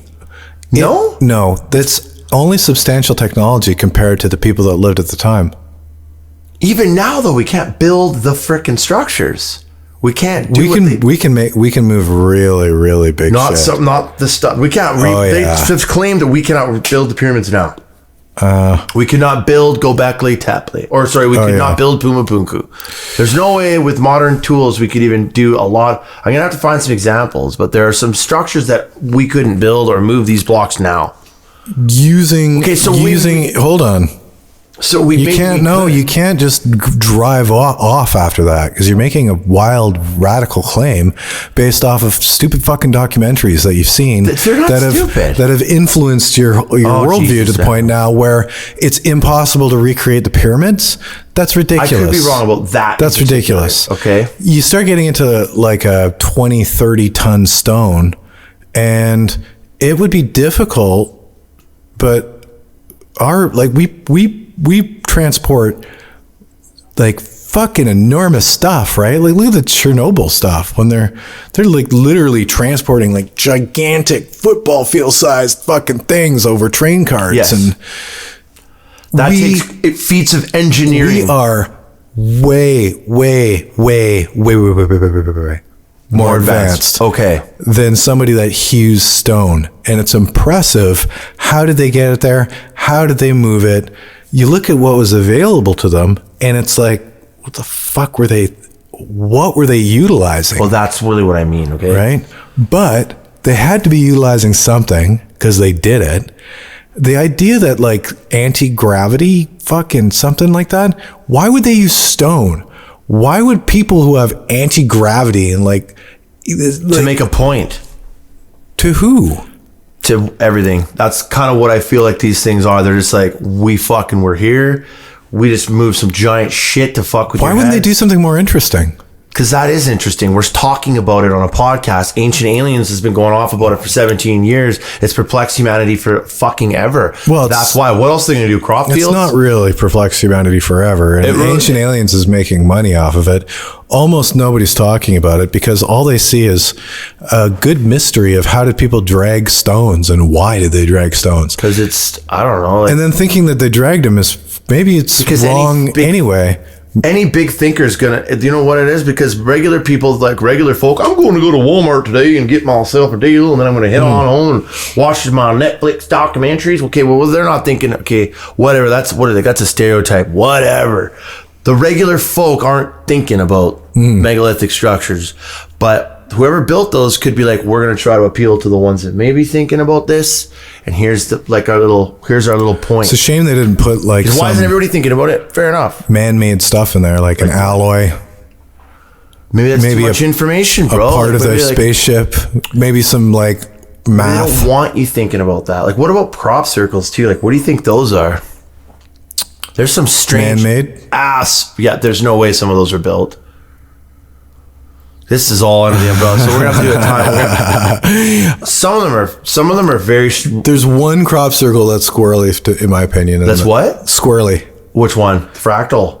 And no, it's one where mathematicians actually learned something from it, and it would require somebody who's really, really, really smart being part of the club, I guess, of people that go out in the middle of the night and make crop circles. Some of them are so big they can't just go out in the middle of the night and make them. Some of them also they're burnt in a weird way. Like the grass is actually, it's not knocked over. It's actually burnt and broken with some sort of energy. Yep. Yeah. What's that? They're just out there with their microwaves? I don't know. I'd like to see like a laboratory analysis. They have them. And where this grass is exploded from inside out and on the little knuckles. Yeah. So, I mean, that would be an interesting... And those ones are just like, what? That would be an interesting discussion to have with somebody expert? Who can... Yeah. On these analyst. Stupid documentaries that I watch? Yeah. Okay. No, there's a lot of claims made.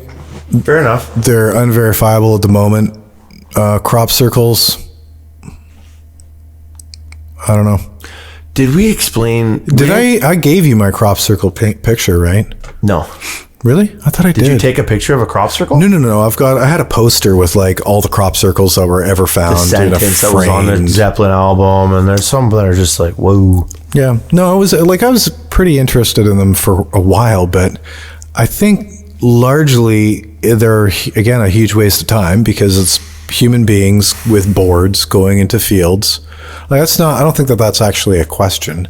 If there's any actual legitimate crop circles, then they're lost in a myriad of fakes. I agree with you 100%. Right? There's probably like everything that we've been talking about. Yeah. The mass amounts of seasons of Ancient Aliens, the vast amounts of documentaries, the vast amounts of alien sightings, the vast amounts of crop circles. There is a vast majority, an overwhelming majority of bullshit. And there's 5% that's unexplainable. And that is a fact. And I still think like crop circles, if there's somebody intentionally putting this in there to be intelligent, they'd probably have been more intelligent.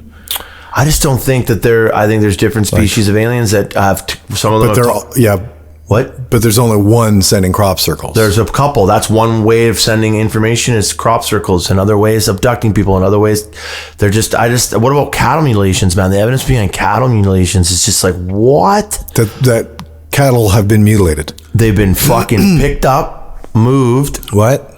Things have been removed. Yeah, with surgical precision. It's a major assumption, massive assumption to think that there's aliens involved. Have you studied any of the evidence in like detail? Like, of course. Like what? Well, cattle mutilations is like the cattle mutilations is old school. Yeah, like, people don't even do cattle mutilation anymore. Yeah, that's still happening. 15, 20 years ago, people were talking about that. That's in the oldest books on aliens that you can get. They're just like, people are just like, yeah, cattle mutilations are fucking happening. Aliens are real. It's like people are just slowly accepting it almost. It's what it seems. Yeah, it's and it's dangerous because people are too easily influenced. They're too easily manipulated. I agree. You could have like a whole cult of people who are sapping fucking bovines of their blood for plasma so that they can inject bovine plasma into their bodies. And everybody's like, oh, it's fucking aliens. And they think that they're smart. That's the funny part, is they think that they're smarter than everybody else because they know that they're aliens fucking mutilating cows. It's the dumbest fucking thing. Like, it's the least likely reason for a cow to be mutilated is an alien. Like, aliens came to this planet and they're going to mutilate our cows, and they're not going to do it. Like, they're not going to breed their own cows for plasma. They're not going to find some area of the desert. No, they're going to go into fields and just start fucking draining the blood and leaving the carcass. It's silly. But they don't just drain the blood, dude. They take the tongue, they take the asshole, they take the eyes. Yeah. They're just cut, and the surgeon's like, eh. As long as you're. Well, there's evidence that proves some pretty fucking wild shit right there, like physical evidence of a cow. So that like we don't like where people. I'm not disagreeing with that. So, but they're like, it was strange, and then a cow that's picked up, I don't see anything else that it could possibly be other than aliens. Well, it's very unexplainable. That was a Bigfoot show that me and Ryan watched. And there's a guy that's pretty damn cynical too. And it was the guy literally, they saw something in the forest, and the one guy looks at the camera and he's like, I can't think of anything that could possibly be other than Bigfoot. And it was like, case closed. Yeah. Well, we're getting yeah. I mean, I understand what you're no, you don't from. Because you say cattle mutilations. I say, okay, I'm not going to dispute that cattle have been mutilated. Like, since I was a child, cattle mutilations have been associated with aliens, which is the problem. Now, I don't drink the Kool-Aid, and you're passing me a bottle of it. Not a bottle. I'm saying sip a little bit. Really, there, dude? Yeah. Really? Mm-hmm.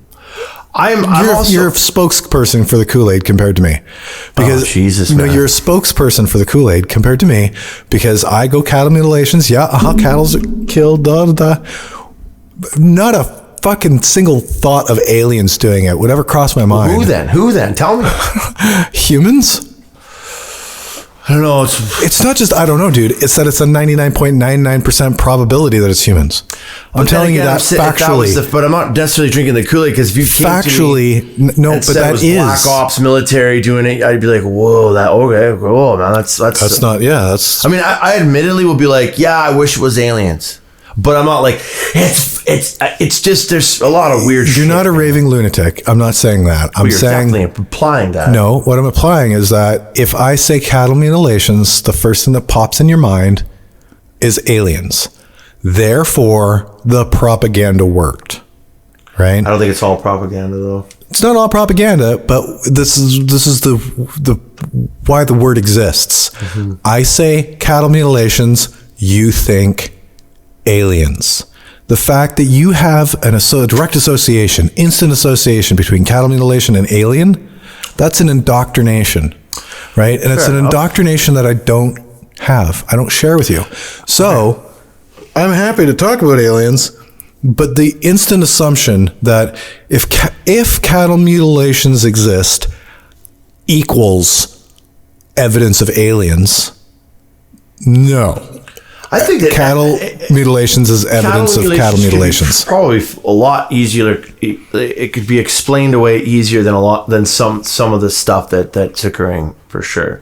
Like, it could be Black Ops. It could be. I can't explain it away, and I don't want to because it's there. But aliens is just your assumption. It's an assumption for sure. You can't say, well, then prove it's not aliens.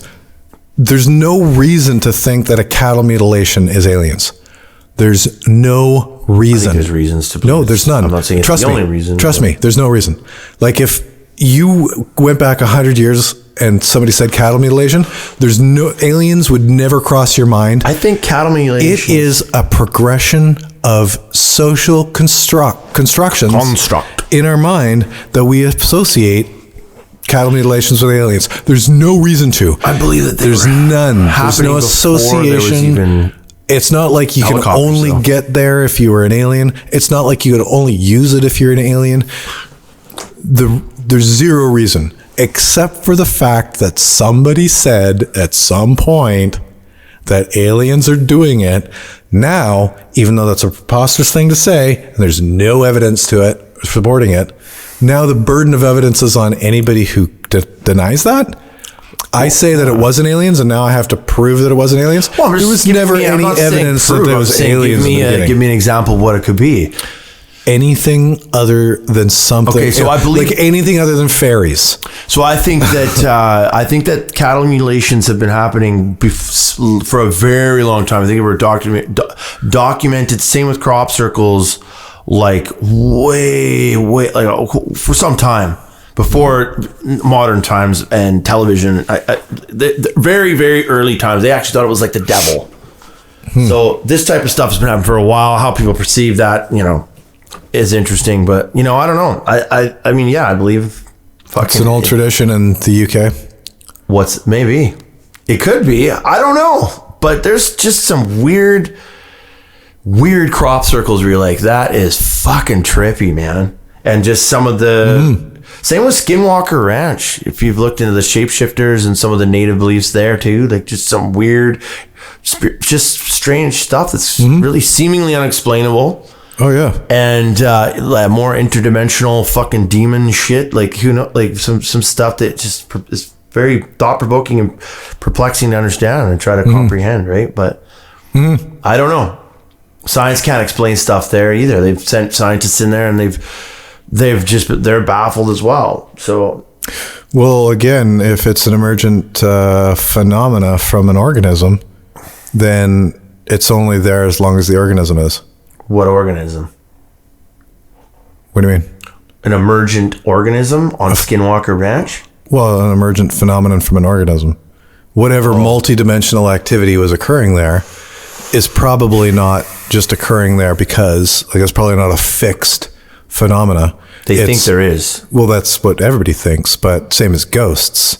It's more likely that ghosts are a result of the person who's experiencing them. That's an interesting theory too. Right.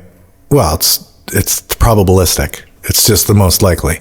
I don't like to see. You keep doing that. I don't like to think this is the most likely. This is the most likely. I don't, and that's fair. That's fair for sure. But it's the difference between me being a skeptic and having the modus operandi of proving everything wrong, which is not the case at all. I come from the point of being a believer, but I'm like, okay, assuming that this is true, let's dive in. And the result is no longer assuming that it's true. That's the result, right? It's not because I don't want to believe it. It's because at the end of the day, there are more likely explanations. And I agree with you on where that. I'm stuck. But I agree I'm stuck. with you. I don't have the like I liberty. keep trying to tell you, like if they like there's a good chance where you're gonna get disappointed, like where the reality of it is, it's not. The cattle mutilations are explainable, or this is explainable. You're like, fuck, that sucks. I was hoping to believe. Why something. though? Why are you hoping to believe it? Makes this world a little more boring and kind of like, oh yeah, that's not true. That's not true. You're looking into factual inaccuracy because you are curious about truth, right? Well, so what we were saying last episode was, what I said was, it's funny how people are truth seekers, but they look at things that aren't true. People who are truth seekers end up getting into Bigfoot and aliens and fairies and conspiracies. It's to elucidate how absurd things are, right? Absurd, too. Depending on your perspective.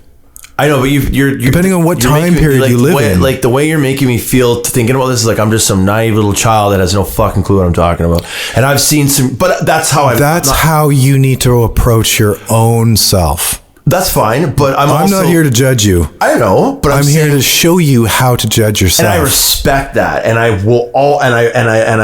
will take that, and I will use that as a lens to look through stuff. Like definitely, like I go through. Like, there was a documentary that I saw that was so fucking bad, and it's famous, dude. It's some cult leader dude that was literally spray painting garbage can lids silver. He was gluing and spray painting Christmas decorations to these garbage can lids, tying them to trees, and fucking taking pictures of them in certain angles. And like, and they were fucking preposterously fucking like lame, and people were buying it. Oh yeah. And that I see. I'm like, I seen that. I was watching this just out of just fucking fascination, and he started a cult, and he was like had like fucking women. Wasn't that the one in like Europe somewhere? Yeah, dude, that's right. A beard and everything, and it was like Sweden or Norway, somewhere strange, man.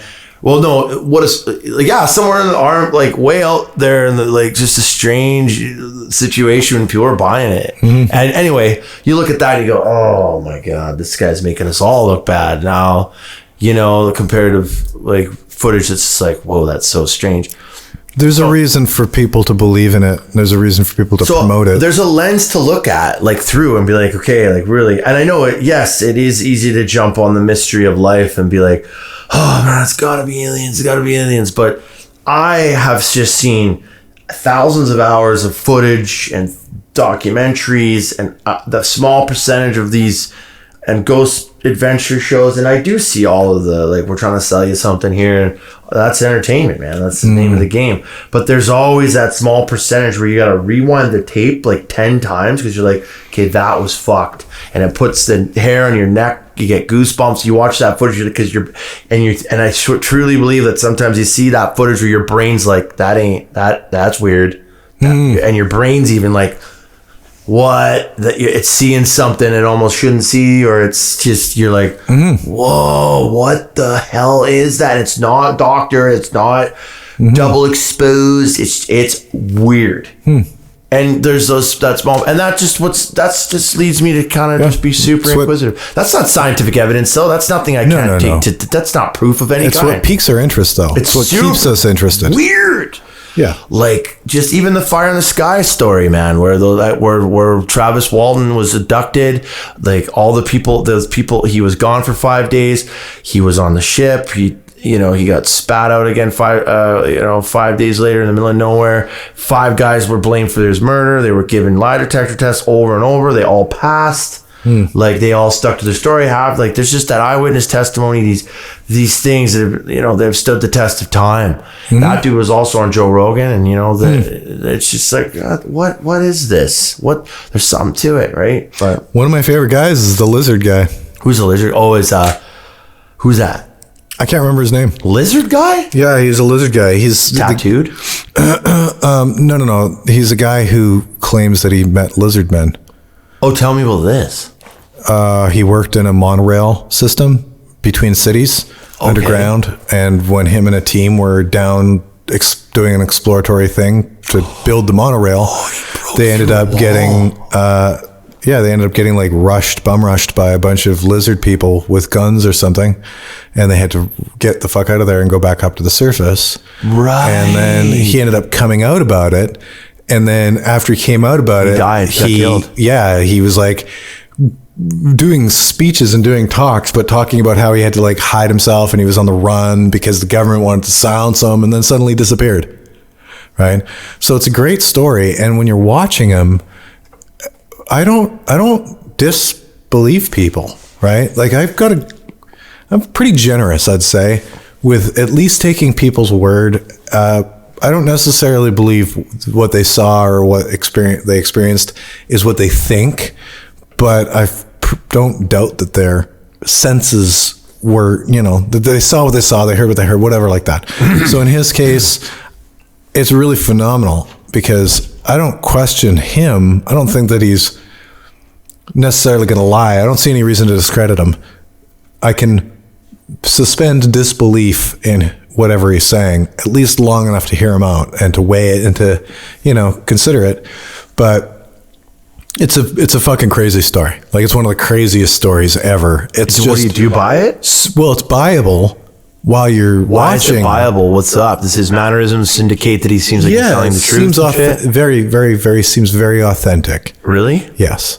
Seems very authentic. And what did he say? So he was drilling and they got bomb rushed by these fucking They basically things? just went down there with a team of, I can't remember, 15 or something. Some of them died or something. Some of them died. Got killed by the lizard people. Yeah, something like that. And they claimed it was a cave-in or some shit. Oh, I don't know. I don't know. This is all super top secret stuff, so they don't claim stuff. Like nobody even knows that happened. So he was one of the top secret projects. Yeah, it was a top secret underground monorail between cities in order to protect politicians and powerful people. In the case of an emergency, they wanted an underground monorail between American cities. Wow. Okay. Super top secret not Pentagon. Surprising at all. You know, well, that's truly believable, right? That part. Sure. Like That seems obvious. I'd be surprised if there wasn't fucking underground monorails between cities in order to protect politicians, right? All the fucking tunnels. And if they didn't have them, then once this guy made it up, they probably started building it because that's a fucking great idea. Yeah, right. So anyway, he's down there. Yeah. So he's down there. He sees the lizard people. But whatever. It's a ridiculous story.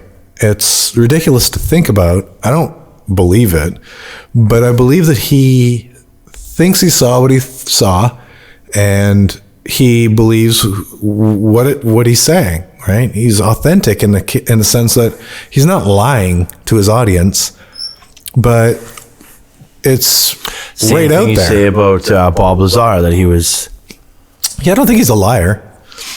I don't think he's a liar at all. I think he's just somebody who is manipulated into to believe something that didn't happen, or just which a lot of people are in a lot of cases, from the 6 billion religious people on the planet to modern day science religiousists, who just repeat shit that they saw on Facebook and then say, no, well, that's science. It's science.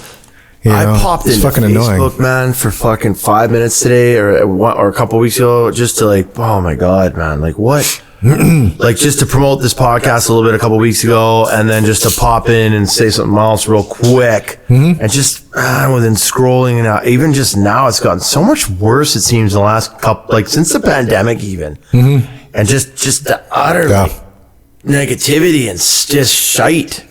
People still going on about Pepe Le Pew. Really? One guy, but just even there still, and just everyone's someone posts. I was just so mad because it's important to work now as if you are doing what you'd love to do, even though you don't necessarily love it, because in order to prepare yourself for the time that you need whatever it is, say work ethic, if you're pumping gas, which is what we were doing at Tempo, and you pump gas like you're doing something important, right? Take pride in your work and try to refine yourself and use it as a leverage to improve yourself. And don't look at it as just like some shit job, but look at it as a step on the path of success, and a needed step in order to gain humility and to learn how to serve people and to learn how to do other things, right? Gave everybody an opportunity to learn.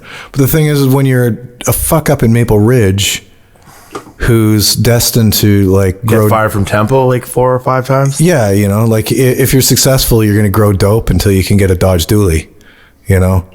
Living in just a shit small town. If you want to be successful, you can't wait until the opportunity arises.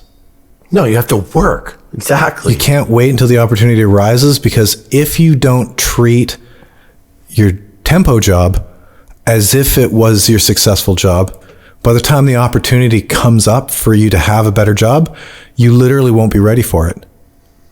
You can't just flip a switch and go from being a irresponsible party animal hippie to being a good, solid, dependable worker. It's not like that. You have to become a good, solid, dependable worker while you're at the shit job that doesn't appreciate you, so that when the good job comes, you're prepared for it mentally and with as far as your expectations of yourself. That's an awesome, for sure. Right? So for example, another great example was for the last few years, I just sit and I talk out loud to myself all the time, like I'm being interviewed, like I've made it. Constantly. I'm always, when I'm pooping, when I'm fucking hanging out, when I'm walking down the street, when I hear something fucking super inspirational on YouTube, I pause it and I'll be and I'll pretend I'm talking about that subject. Are you serious? All the fucking time. Wow. All the fucking time I talk like I'm being, it's just because it helps me just Yeah, you're physically talking out loud though. yes, Wow. all the time, Huh. because it prepares me for certain opportunities like the one I just had, where I was able to. And I talk about my life story though. I talk like I'm being the time I did this and the time I did that, and like I talk like I'm being interviewed and how I did this and how I overcame that. Just practice out loud. Interesting. And it super duper prepared me for this. Yep. And for the opportunity that I had when I was a guest on that podcast just recently. Yeah. Where I was able to tell my story, hold my own against two professionals. And I was like, oh, wow. Amidst two professional, not against them, but amidst. What did I say? You said against two professionals. Well, I mean, I just amidst again, like whatever the word. I know. The point is, I was able to hold my own and still. So you're saying, you're just like what you're saying is like work at a shit job, pretend you're fucking a rock star, whatever. So when the opportunity comes, you're ready for it. Yes. Yeah. You make your bed before it's bedtime, so that my bed's made at 5 a.m. in the morning. When it is bedtime, it's ready. You can't wait to prepare yourself and to improve yourself. You can't say, oh, they don't pay me for it. They don't pay me enough at Tempo to be a good, solid worker with good work ethic. And it doesn't matter whether or not Tempo pays you for it. What matters is, are you worth more? And if the answer is no, then use Tempo or whatever job, McDonald's or fucking Taco Bell. Use that as a means by which to train yourself and to improve yourself until you're doing the best goddamn job at Taco Bell that you can do. And somebody will notice and they'll probably give you an opportunity because they'll be like, you don't belong here. You're way more motivated and you're way more on top of things than this place. How about a job and that happened to Chris, one of the guys that was at Tempo. He became an optometrist after that. Yeah. And, because he saw. That's what I'm trying to say to you. And I'll tell you what my intuition's telling me right now, and you can laugh at me right now. My intuition's telling me that the universe brought me that opportunity to talk to those guys. To not saying tomorrow I'm going to be on the next big podcast, but it started the ball rolling. Like Jamie mentioned me today again, and Justin talks. Whenever I question, I'm on their radar. Definitely. What that means, I don't know. But the point is that's cool. The amount of motivation and hard work I put in an everyday basis. I get up early, make the bed, do the thing. Okay, I got to get to the gym. Okay, I got to get to the podcast. I got to go deliver pizzas because that money's got to go into my album. I got art to think about. Okay, I got to prepare for this podcast because this is practice for when it does take off, because I think it will. And my other podcast that I think is going to take off, like all this stuff. I just think the drive, the ambition is leading to something great. I think that I will get a guest spot on another podcast because of that. Someone will be like, oh, I heard you on that Stoke to Power. Would you be interested in doing my quiet little podcast over here that has a cool people get, and then the ball just rolls and it goes and you just keep going. Yeah. Even if they don't ask you, even if you ask them, and then you can use that podcast as a reference. Well, I think that in a year I could go back on Stoke to Fire with what happened since. Oh, probably. Guaranteed. Yep. I think that Jast is super into fucking conspiracy shit, that if this podcast got to a level where we could have him on one day, you just never know. They're very rad people. They just have cool jobs. I mean, I'm in that world with them like you have. I'm now, for the first time in my life, am now swimming in the same pool as these people. And they're just like, yo, it's cool. We're just rock stars, man. We fucking struggle. Just rock stars. Yeah. Well, whatever, but they struggle with real shit. My point is that I think that with the hard work, this should be a podcast that we're talking. This should be a topic. This like preparation versus luck or something. Just talking about more. Too many versuses. Yeah. No, it's ambition. I mean, you're such a realist, and I'm still have that very childlike hope that, because here's the difference. If I stay at my construction job, then I'm going to be a 60 to 65-year-old man doing construction. I would rather die. I should be grateful for that. And if that is my destiny, then I will fucking take that money and I'll do my best and I'll live a humble little life. If that's the fact, I'm not going to I don't think I'd kill myself, but that is a fucking miserable outcome.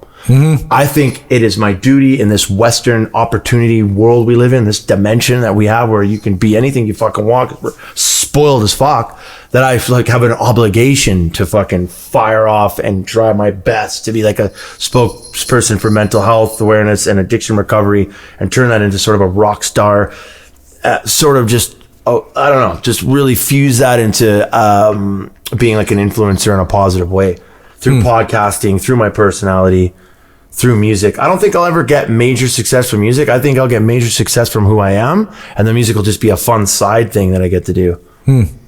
I think there's, I don't know, there's some opportunity I feel that's coming my way. And it all comes from hard work. Yeah. No, absolutely. Well, hard work is, you can't get it without. Well, we can't get it without because we don't have the friends or money. I think some people can. If we stick to this podcast for a year, then we're going to go, oh, there's not much happening. And then we go another year. You know, next thing you know, it's 2 years, and imagine how good we would be in 2 years. With money, both of us working and having money to like, hey, let's put in some, hey, let's just email that person. Maybe we can get that person. Maybe we can put a little money in for some graphics or for something. Why not? Maybe we will go back and erase that number, that second episode or whatever, but like, who knows? Yeah. I actually got it wrong too. When we were talking before, I was talking about Lex Friedman, and I was saying that when he started with an editor and a producer and money, and he actually didn't. When he started with just him. He had to edit it. He had to do it. He had to. They all did. And it appears that he got people to come either to his university, MIT, or that he traveled to their university or to wherever they were, and brought his mics and camera and shit like that. That's what they do. They grind. Well, they is not a very good example because they is a too not specific. I can look at specific. Well, cases Jamie Jasta's podcast, grind. He's on episode 575, and he's 575. Holy fucking shit! Yeah, and he's finally in the last 100 or 200 episodes. Finally, a lot of crazy shit's happening for him. You look at the very early episodes of Joe Rogan; they're silly. Every guy I've just listened to today, Rich Roll on the London Reel with Brian Rose. I just got a book. Brian Rose has a whole company that he coaches people on their podcasts. Everyone's early shit sucked. You just got to make it happen. Like I'm sitting on an EP right now for 2 years almost. Yeah. Because I'm too worried about what the metal elitism people are going to say. Because they're going to go, hey, it's fucking poppy and shitty. Because I'm too worried and finicky, and I'm going in to finish the third song now, and I'm like, you know what? I'm done caring. This is going out. We're doing it. Like, I think you just gotta make the plan and roll it out and just go with it. Isn't that an LP? EP? I don't know. LP? No, I don't know. I don't really know. EP would be like a full album. Is it? Yeah, extended play. Everyone calls it EP, and they call it really. I always thought LP was the 2-song limited play. Yeah, and then EP was the extended play. Like it's got like I think EP is multiple the word for 4 or 5 songs. And album is album now. I don't know. Maybe I'm fucking it up. See, I'm just a human becoming. Yeah, I don't know. So yeah, I don't know. Like that's what I think. You think that even at pushing 40, there's still opportunity there, man. Never know. Do we have anything else on aliens? I mean, I think we should do a part 2 on aliens down the road when I've done some more research. What do you mean research? What? What are you going to research? Well, just more like specific. I actually thought that you'd have more for me as far as research, and I was going to have to tell you how useless your efforts were because it's bullshit. Well, I was... that was what I was prepared for. I have been busy. I was preparing for my appearance on Stoke to Fire. I was... Yep. No, I mean, we can look at, if you want to look at specific videos or specific information, that's fine, but it's really like in the broad strokes of things, if aliens were indisputably real, we wouldn't be having this conversation. It'd be like the sky's blue, you don't talk about it because everybody knows it, you can see it. I don't think everyone's supposed to know, man. Well, that's possible, but either they're incompetent or it's not really that it's a secret. Like there's nothing to be a secret about, right? I don't know. As far as the origin of the idea, you get back into the origin of the idea and watch how the idea seems to spread. And there's a lot of leaps insofar as like, well, all these cultures in the world have evidence of aliens.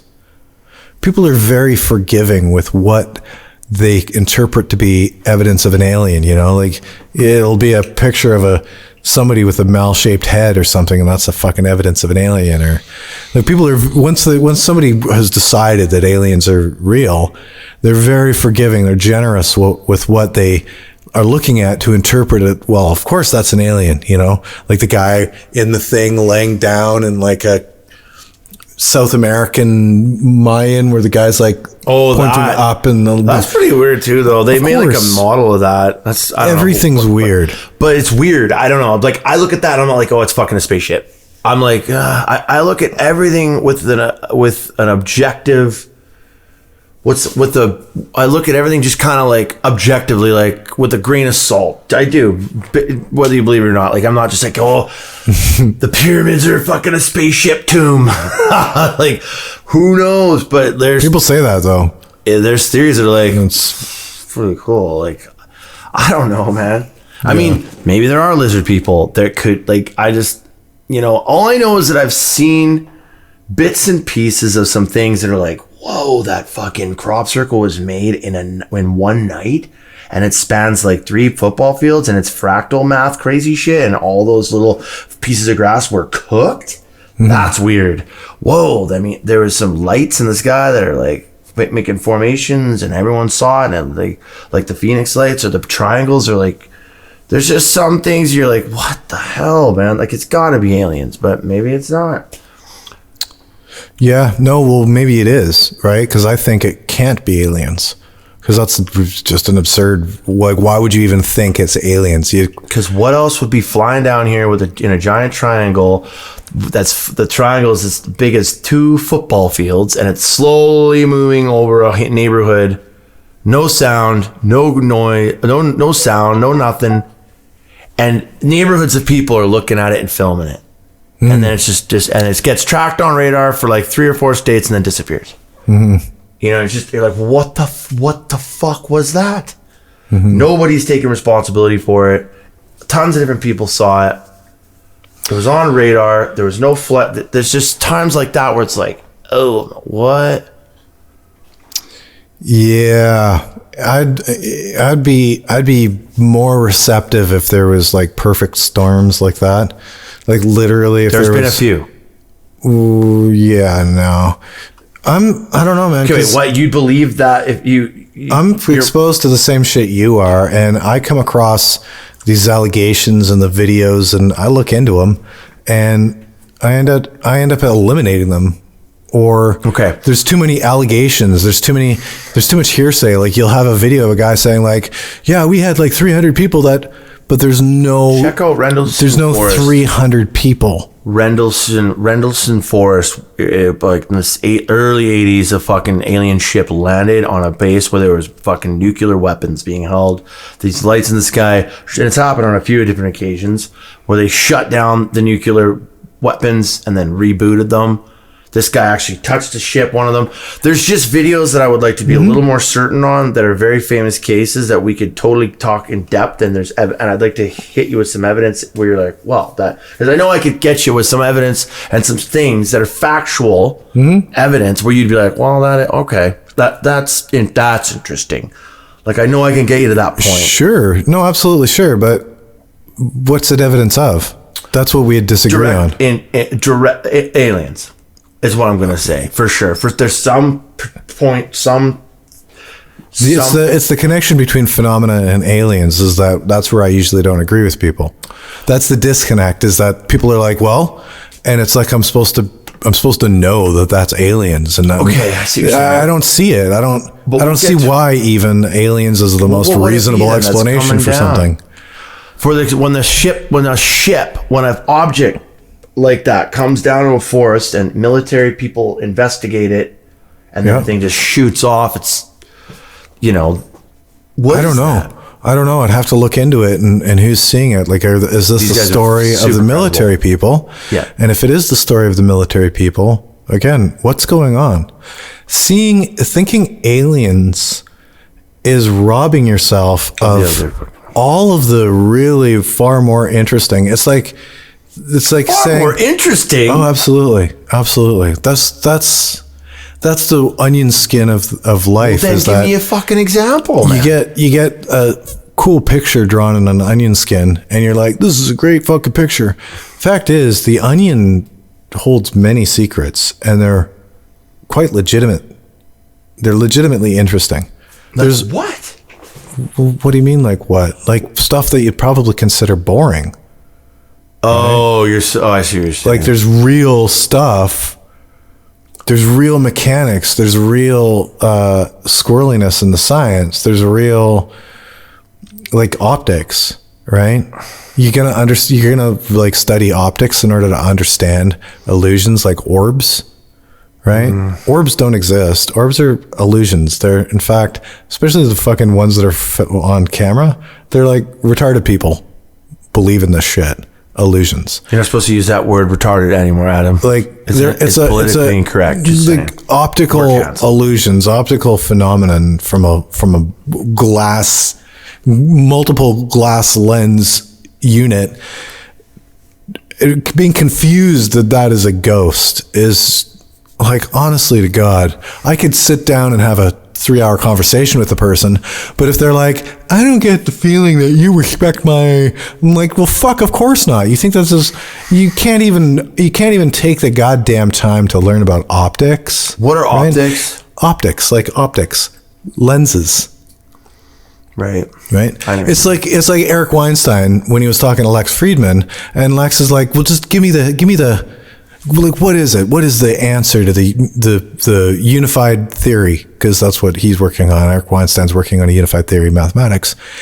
And he's like, well, do you understand the, I can't even remember what he said, uncertainty principle, or the Dvorak, or the Dvorak, I can't even remember what the fuck it was, equation.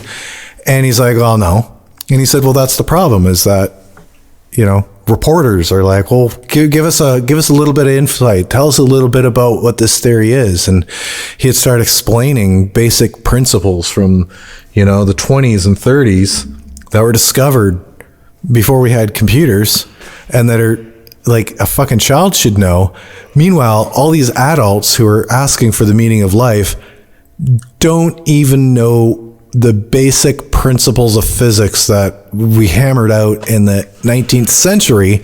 So how the fuck could they ever hope to understand something that's like on the absolute edge of discovery?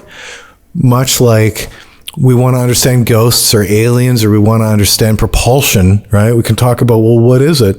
Nobody understands the first fucking thing about propulsion to begin with. And if you go with Lazar's explanation, you're no better off, where he's like, well, just imagine it's like a mattress, and you're the ball in the mattress, and then you take your hand and you push the mattress down in front of the ball and it moves forward.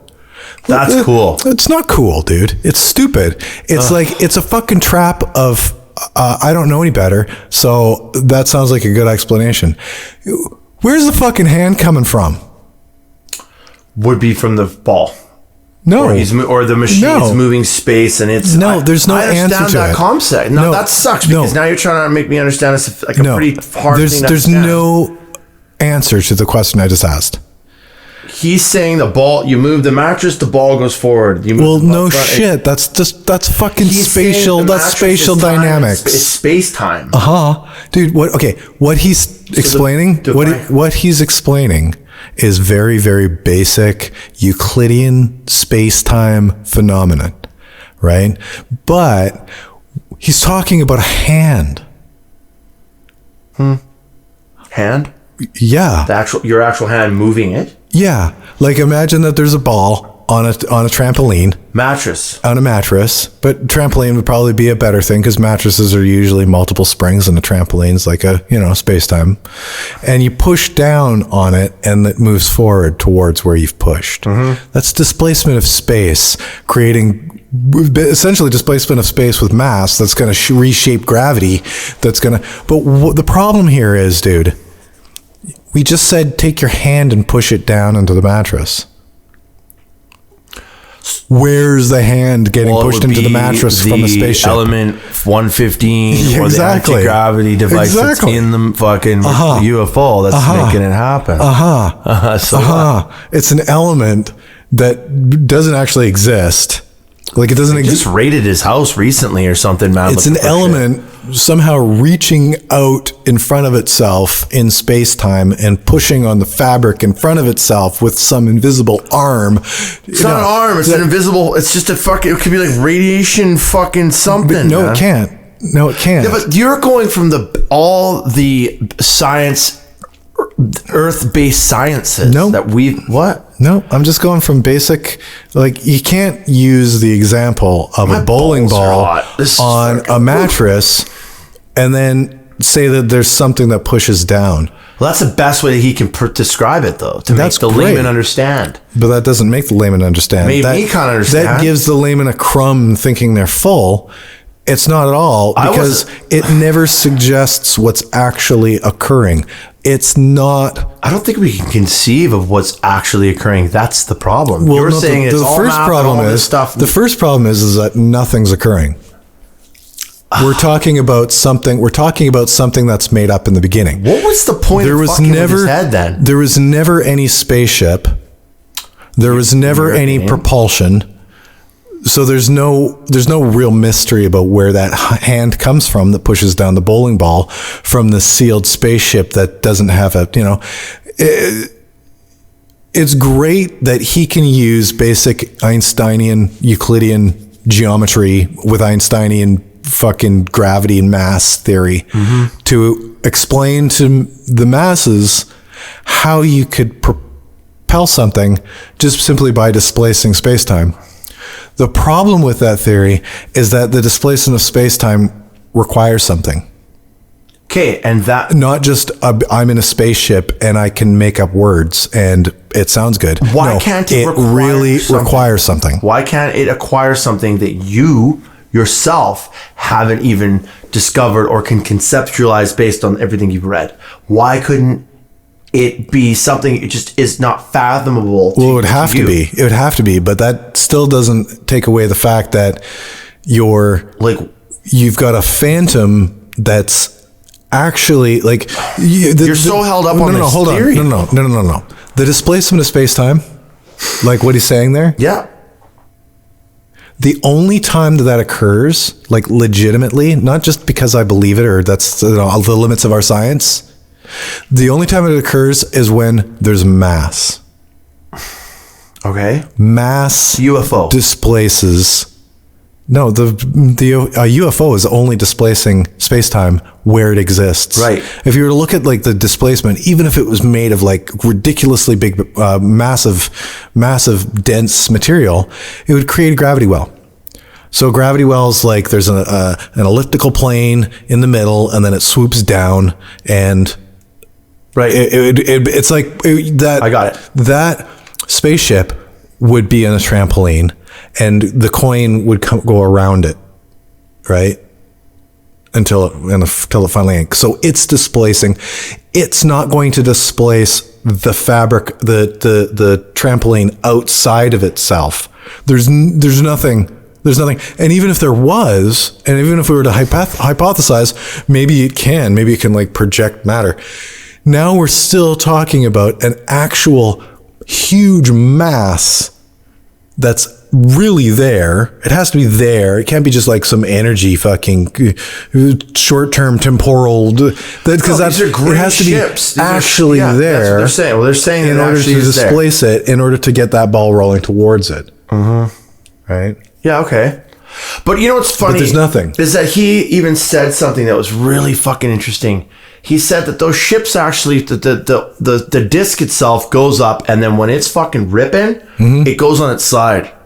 Right? So it goes, so imagine the disc, a plate on the ground, it lifts up, whoop, and then it's traveling at high speeds. It actually tilts at like a 45 or more. And that's how it goes. That's interesting because that's a clue too. Because what he was saying, that's how it functions. And when you watch the video that was released from the Pentagon, that 2015 footage, there was the Tic Tac, right? And then there was this other fucking shape that seemed to be moving, and it was going. This thing that they caught was a disc shape, and then it actually rotated into that position. and continued moving. And they say like, oh, look, what is that? What is that? Whoa, it's moving. And then it shifts up and it continues going. So that to me is some interesting.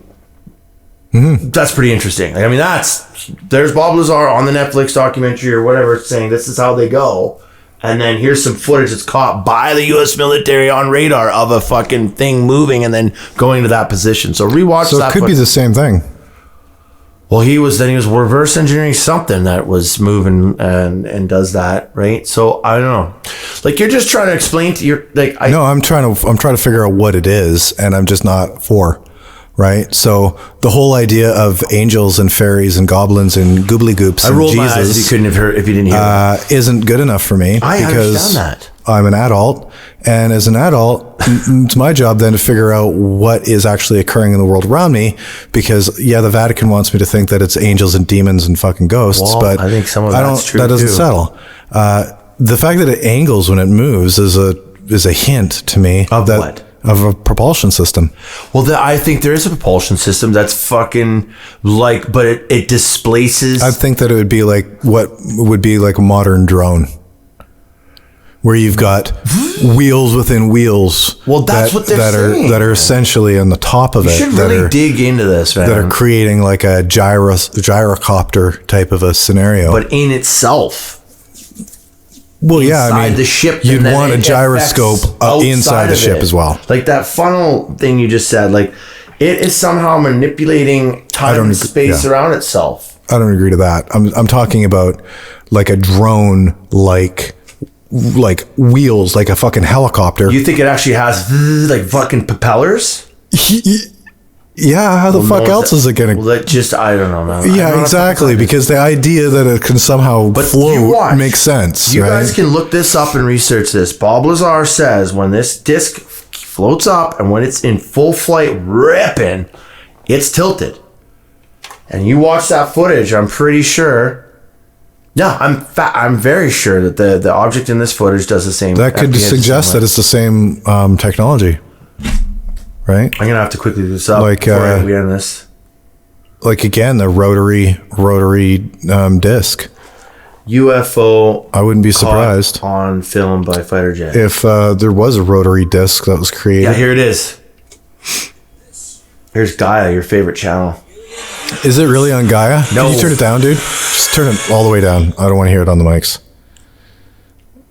Oh, so look at that. It's on big. This is the CBC. So there it is. They say, look at that thing, dude. It's actually on... Watch. See how it's moving? Wow. Oh, man. They're changing it around.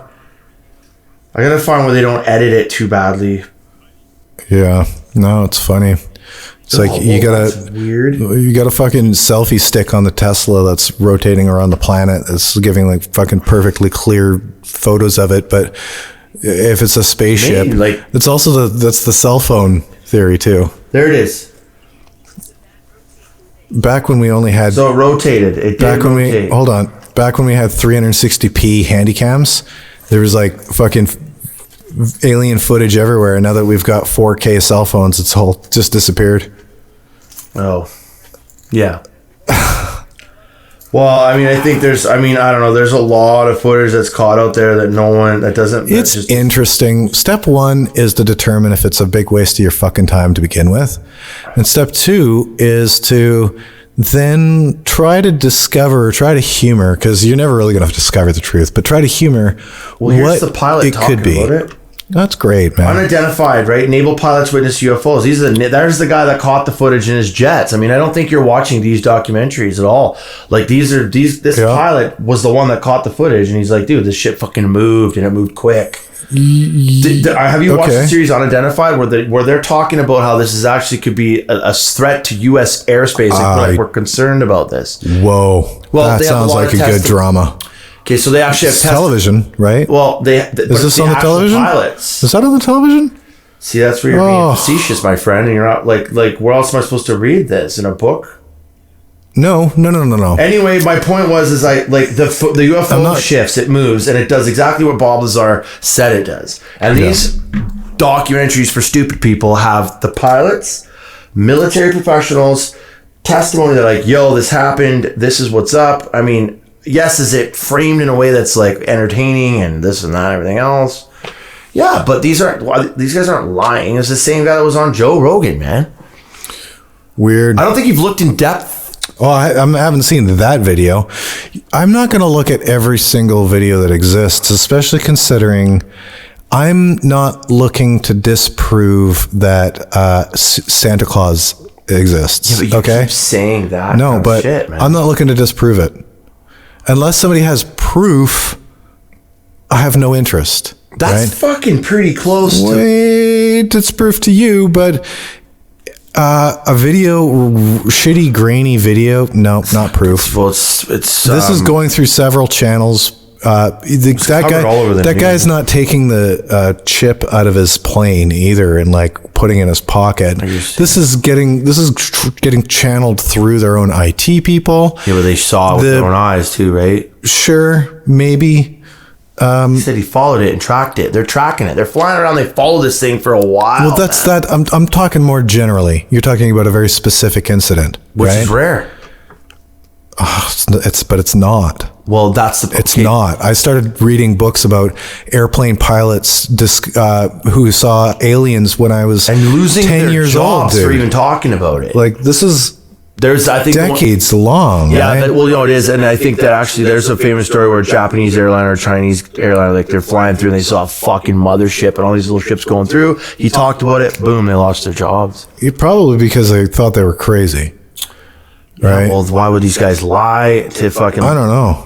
I don't know, man. They're seeing something, dude. Absolutely, and I don't dispute that. I don't think it's all science-based, man. I don't think it's all explainable.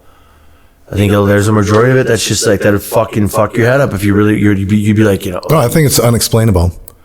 I think it's unexplainable. That's why it's a mystery. And I enjoy the mysteries. I enjoy the things that are unexplainable, but I see no reason to think that aliens is a better explanation than, like, even if somebody was like, what, that one?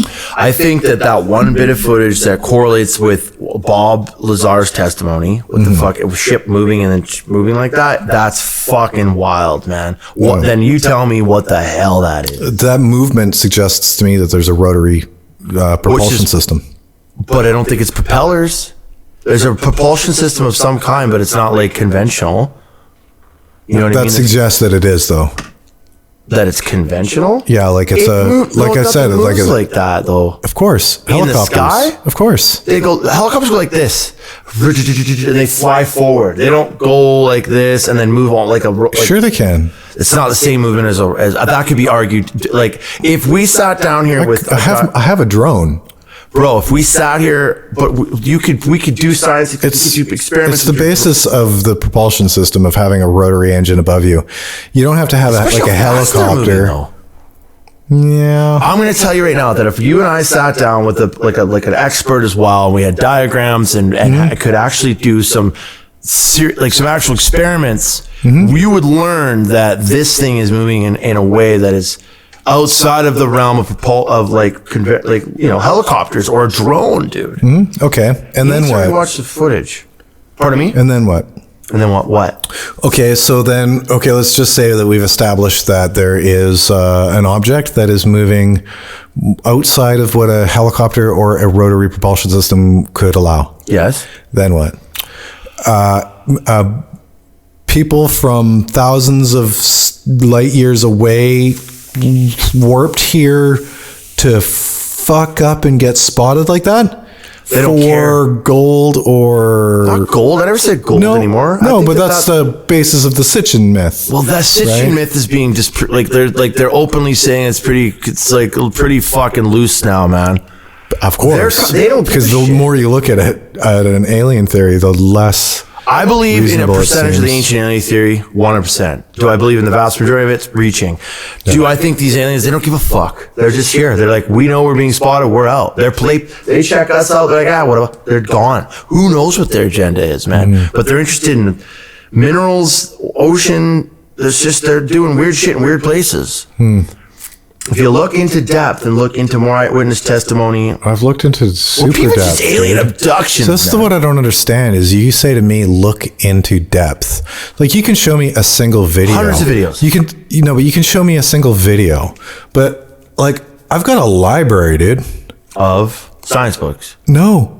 Like I Alien? started reading alien books before you even heard of them. Guarantee you. Probably, but Guarantee you.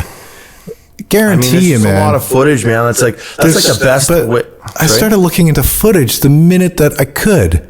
I've watched every single YouTube video until I just couldn't give a fuck anymore. I just can't get sucked into it. So yeah, something from 2015 and on. No, I've never watched every single thing on it. And weirder, man. It's not getting weirder and weirder. It's been the same since the 80s, since the 70s, since the 50s, since the 40s. It's a massive hysteria thing. Again, there's like absolutely indisputable evidence and then, of course, there's none. Right? You can watch a YouTube video that's like fucking a well-produced documentary even that makes the claim that there's just like evidence that'll knock your socks off. But tomorrow, there's no aliens. There's no evidence of aliens. Like, MIT isn't working on the stuff with the aliens. Let that sink in. Let that sink in, dude. MIT? Yeah, the most sophisticated technological university in the world. MIT. Rocket Propulsion Lab. The JPL Lab. MIT. Well, they're missing not. something there. Oh, they're missing it. They're missing the world's smartest. Missing element 115. Yeah, right. They're the only people who've ever even seen element 115, right? Because element 115 was discovered in the last 100 or in the last 10 years, and it's decays like almost instantly. So the fact that the idea that there's a spaceship made of element 115 means that I think it's element 115 is the thing that they use to power the ship. Then it's an isotope that we still haven't discovered. Well, we've discovered element 115 as a thing, but we don't have an isotope that you could ever think would be in a spaceship. I don't know what it is. I don't know. I've seen a lot of video, like the hundreds and hundreds of videos, and there's a few that are just like, holy shit. Like that one, I'd like you to look into. And I think we should do a part 2 of this. That's like, we would have to be, there's at least 6, like, hardcore air like what military if you're an alien right now, military Air Force guys. Know that it's real. There's military Air Force guys who have spotted spaceships, saw the spaceships, followed the spaceships. At least a half a dozen that I'm aware of. We're talking about before the internet existed. There's books. Paper, copies of books of people talking about their stories. In the 40s and 50s, yeah, absolutely. Oh, shit, yeah.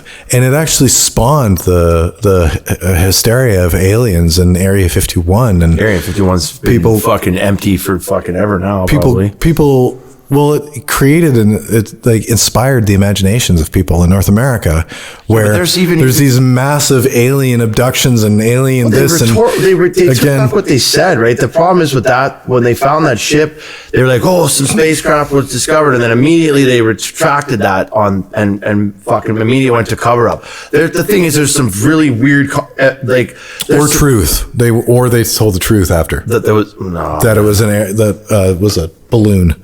It's possible, right? You can't dismiss why would they say aliens and then go, oh, it was a weather balloon, and have some guy like take some photos of the weather balloon. When the dude who found it was like, there's people that said they had the pieces of some of the crashed ship. Maybe because they understand propaganda already at that point.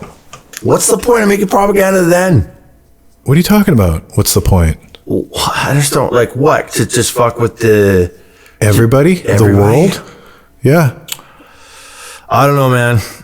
But when did it happen?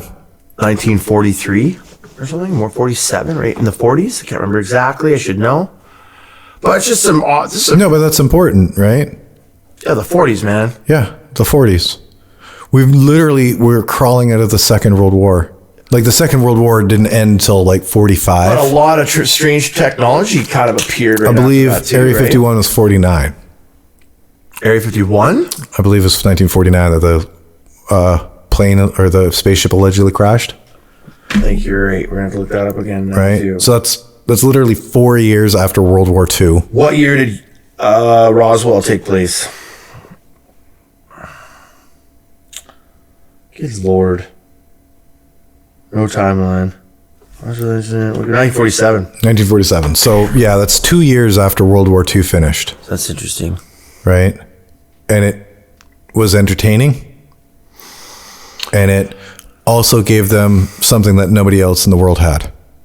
Which was a fucking spaceship, man. Which is a crashed spaceship. Because that... with bodies. At that point, that was the idea, was that it was a crashed spaceship. By the time we get to Lazar, now they've even got a more complicated mindfuck. Now they've got this engineering guy who's exposing to the world that they've got multiple crashed spaceships. Now, the competitors of the US, being the UK and Holland and Russia and at the time Japan, they're all shitting their bed thinking that the US has the only spaceships that have ever crashed, because that's the spaceships. They know they don't have any. Russia have, like, aren't there, or China, somebody else had something. Some bullshit propaganda that they hoped other people would believe. Theory, though, eh? Like, yeah, it's just a scam. It's a scam in order to make the enemies of the US scared. And they went to extremely great lengths. Everything, and I'm not too sure when it happened, but there's a period of time where everything becomes fucking bullshit. Bullshit. Where they realized psychology, where truth and belief or truth and reality are different. And it doesn't matter how true anything is. Reality is everything. And real is what you believe. Real is what you make it. So you can spin... by repeating things, you can spin off truth and create a reality. That's not true, but once it's reality, then the truth is now considered to be, the lie. Because people have a short memory. They only know what's been recorded. As long as you can control what's been recorded and you can control the framing or the how everything's looked at, then you can control the people. And so the US government has been manipulating their own people quite heavily and manipulating other people in the world to position themselves. It's a lot of posturing to make them appear legit. I mean, I can't argue with that. That's superior, even in ways that they don't actually have superiority. Same as like North Korea and China. And I mean, fucking even like Sun Tzu. Go back through time and people have written about methodologies of manipulating and coercing in order to appear to be more powerful, right? Fair enough. But I still think there's room in there for actual, I mean, what we got to think too, though, like if the one thing that I scratch my head about when it comes to Roswell or any sort of ship crashing is going, well, if they're this fucking highly advanced, why are they crashing? Of course. But they're saying lightning strikes, fluke lightning kind of storm, or we shot them down somehow. But I don't know, man. What you're shooting them down doesn't seem. But I think I think it would have been a fluke lightning strike. You never know, man. It could be perfect as well. The idea that people floated around in the 70s and 80s or whatever was that they had some war between them, that there's more than one faction of aliens, and they shot that plane down. They shot each other down because we're not capable of shooting them down. No fucking way, man. No, especially not then. Weapon systems today are better, but early weapon systems were futile, right? Like the early rifling and stuff. Well, the fact that even like the part of the thing they're saying too with this history doc series, right? Unidentified, right? Mm-hmm. Are they hostile? What are they? Are they? Like, if aliens are in fact real and they're coming here, they're obviously not hostile. They're obviously not fucking hostile. No, of course. Okay, guys? So that part's just, so I kind of was like, I only watched it of just, that made me so mad. I'm like, really? we've been And they don't want us to know that they're here, but they don't care if we do. No, I think they don't care. I don't. They're not trying to let us know that they're here. No, they're just here. They've never in the history of the earth that we can tell, they've never like left anything to indicate that they're here. That's where I think the megalithic structures come in, man. Like just those are impressive, but it's not like what could be more impressive than that? We'll say, for instance, if there's other than straight evidence, say, hey, an inscription.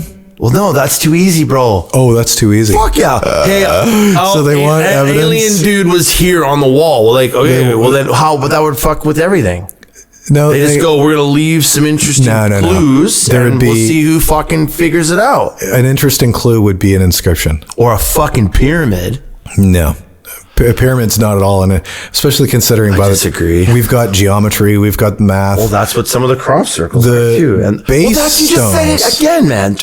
The fucking pyramids are an amazing example of math and geometry, bro. Of course. So there it is. That's their writing. Hey, No. They could actually inscribe something way more interesting. Something that we don't get. No, dude, simple geometry is not a giveaway. Simple geometry could go back 30,000 years. We don't know. Those things, those pyramids are in line. That's not at all any type of giveaway. That's not even close to outside of the capability of ancient peoples. I think. Well, how do they know where the fucking planet, what the universe looked like without telescopes? They've got eyeballs. They can see. Well, they just see a star. They can't fucking tell what that's Jupiter. That's Pluto. No, Isn't Pluto in some of the Anunnaki texts? You could claim that it is, but that's not what we're talking about. We were just talking about Egypt and buildings and pyramids, and you're trying to make the claim that pyramids are evidence of aliens because it's geometry. They're going to leave something behind. Fucking pyramid. We have geometry way, way, way back. Geometry doesn't like start in modernity, right? So they definitely had geometry when the pyramids are claimed to have been built. But I do believe that the Anunnaki had some hieroglyphs or some inscriptions of the solar system with the planets loosely placed where they are now, or where, like, they're quite accurate, and some other cultures have pyramids placed like that, just displaying the universe. No, there's geometric, like most of the significance Which would say, how the hell they know that? Archaeoastronomy would be like entranceways are pointing perfectly east, or they'll be aligned, like the pyramids. The allegation is that they're aligned to Orion's belt, right? Yeah, that's most of the time. Which is, how do you do that? Most of the time, temples are built just aligned to the equinox, which is really quite easy. But there are like knowing which way the sun goes, or something, where the pyramids are actually laid out in the shape of the universe. In the shape of the universe. Well, the there's planets. Sorry. The solar system, dude. Yeah, there's massive claims. I think in the best interest of mental health, the best thing to do is dismiss all that sort of bullshit. Mental health. Now you're now you're talking about mental health. Probably either remembered wrong or somebody's. No, really though, right? Like if you honestly think that pyramids in South America were built in some type of a shape for the universe, then you're fucking with your own head, because it's just simply not true. Trying to find you can find whatever you want, and some guy in pyramid structures in South America that prove the solar system. Yeah, it's super proof, like, or whatever. Just trying to find. Somehow it doesn't go past the universities. Somehow academics. Pyramids in Latin America, right? Like they were, this pyramid complex. Mm-hmm. I mean, it's not. It's pretty weird, man. But it's not. Well, they're all. We have astronomy. We've got geometry. We've got surveying. We've got there's evidences all over the world that people are doing the same shit. Somewhere that look like this fucking. I sound like an idiot, but whatever. They're pointed in certain directions. That's just trippy. That's really it, right? Some of them, there'll be like an obelisk that casts a shadow on the stairs that shows the time. They're impressive, but they're not any indication of otherworldly information. The inscriptions from Chaldea are probably among the most interesting. What are those ones? Those are the ones where you just got like the drawing of the sun, and it appears to have all the planets and there you go, proper appropriation. That's what I'm sort of trying to talk to you about here. Yeah, but they're not. That's not pyramids that are being arranged, right? So, Well, I believe that there is a compound in South America where the pyramids are arranged in such an order. yeah. And it's pretty fascinating. That's pretty cool. So, but this thing you're talking about, It's just a drawing on a clay tablet. pretty weird. Of course it's weird. So if that was proof, that's proof of some kind of great knowledge, man. If it was. Well, yeah. But that's just it, is that there's a lot of interesting knowledge. There's a lot of interesting shit with the Sumerians that, again, that's where, are they time travelers or are they aliens? Oh boy. Right? Like that's not an unreasonable question when you look at what's there. Well, because what's earlier in there, the podcast, you said that's a fucking, those are both equally preposterous fucking ideas for fucking. And are they idiots. Not? Well, I don't know, man. Are they not? I don't know, dude. You gotta insinuating I'm a fucking idiot. Yeah, no. You have to be able to suspend your disbelief in order to humor an idea. And when you look at stuff like that, the instinct is to want to explain it. Right. So if somebody's like, well, Anunnaki, gives you a backstory, it seems reasonable enough. And that is better than, I don't know. And so we adopt it. Fact is that as long as aliens coming from Nibiru or coming from, there's so many holes in the theory. Well, the planet X, who they are, where they're coming from, why they'd be here, why they're cutting up stone and not doing something more interesting. Like what? Like metal, dude. Like a silicon. Like, look at all the shit. Look at this. Look at this whole fucking room. Show me one stone thing. Dude, hold on. Show me one stone thing in this room. One stoned thing in this room? You, Adam. Do you see any stone here? Do you see shit that or anybody made out of stone because they thought that would be impressive? No. I don't know. No. I think that giant megalithic stones are fucking impressive. We don't even have space travel. Pardon me? We don't even have space travel. What? Who doesn't? Yeah, we do. What are you talking about? Oh, really? That's funny because last I checked, we can't even fucking get to Mars. Why haven't we gone back to the moon and proven that shit? So we don't even have space travel, but we're surrounded by plastics, by alloys, by materials that we have literally produced ourselves. We've taken bullshit and we've made it into all this cool material. And aliens have come here from a different solar system, warp speed or some shit, multi-dimensional travel. And they've left us with cut up rock as the big evidence, right? Yeah. Like they could have chiseled in a dot pattern that we wouldn't have figured it out until like now, because it's like some complicated fucking binary. They did fucking send binary crop circle, man, with the gray alien face. You ever seen that crop circle? They didn't send shit. Okay. Right? Who did that then? People. Right? So. Oh, well, people exist. People existed. We know people exist, and we don't have any evidence that they existed. And yet somehow they seem more reasonable to you. All right. How would you go back? You go back 7,000 years. Now you're interesting. Like now you've piqued my interest. What's that? If you go back 7,000 years, because now you're not talking about like people in modern UK who are fucking with their friends by making crop circles with plywood. But no one's making crop circles out of plywood with that sophisticated binary code from fucking the. Why not? Seen that one? They aren't doing it. Why not? Plywood then, because these ones are like made weird. The grass is bent and broken, all weird, man. It's however they're making it. I don't know, dude. However they're making it. Like, and the guy that's like, oh, I made it with boards is like some hippie with 3 teeth. No, there's like there's a whole society of people. There's another redneck. I'm making it. There's literally clubs. Yeah, but they're not making some of these crop circles. There's clubs of people who make crop circles. Organizations who meet and they make crop circles. I'll have to look that up and see which ones they're doing. See, some of them are like, whoa, like, okay, maybe that is. Some of them are pretty impressive. And it doesn't have to be overnight. It's funny because it doesn't have to be in one night. That's an illusion. That's an idea that, like, oh, how could you do that in one night? Nobody ever said that they could do it in one night. Nobody's looking. You have to actually look. Gray alien crop circle. You're telling me that someone made that if they with put boards.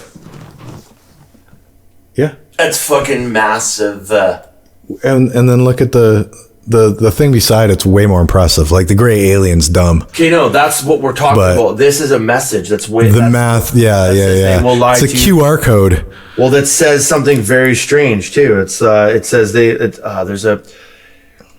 it actually says the university students, man. Like this is probably that. These aren't this is what's impressive though. That pie, right? Obviously, but it says something like "Do not trust." It's a very strange message. For sure. So it's brilliant. So what about this one?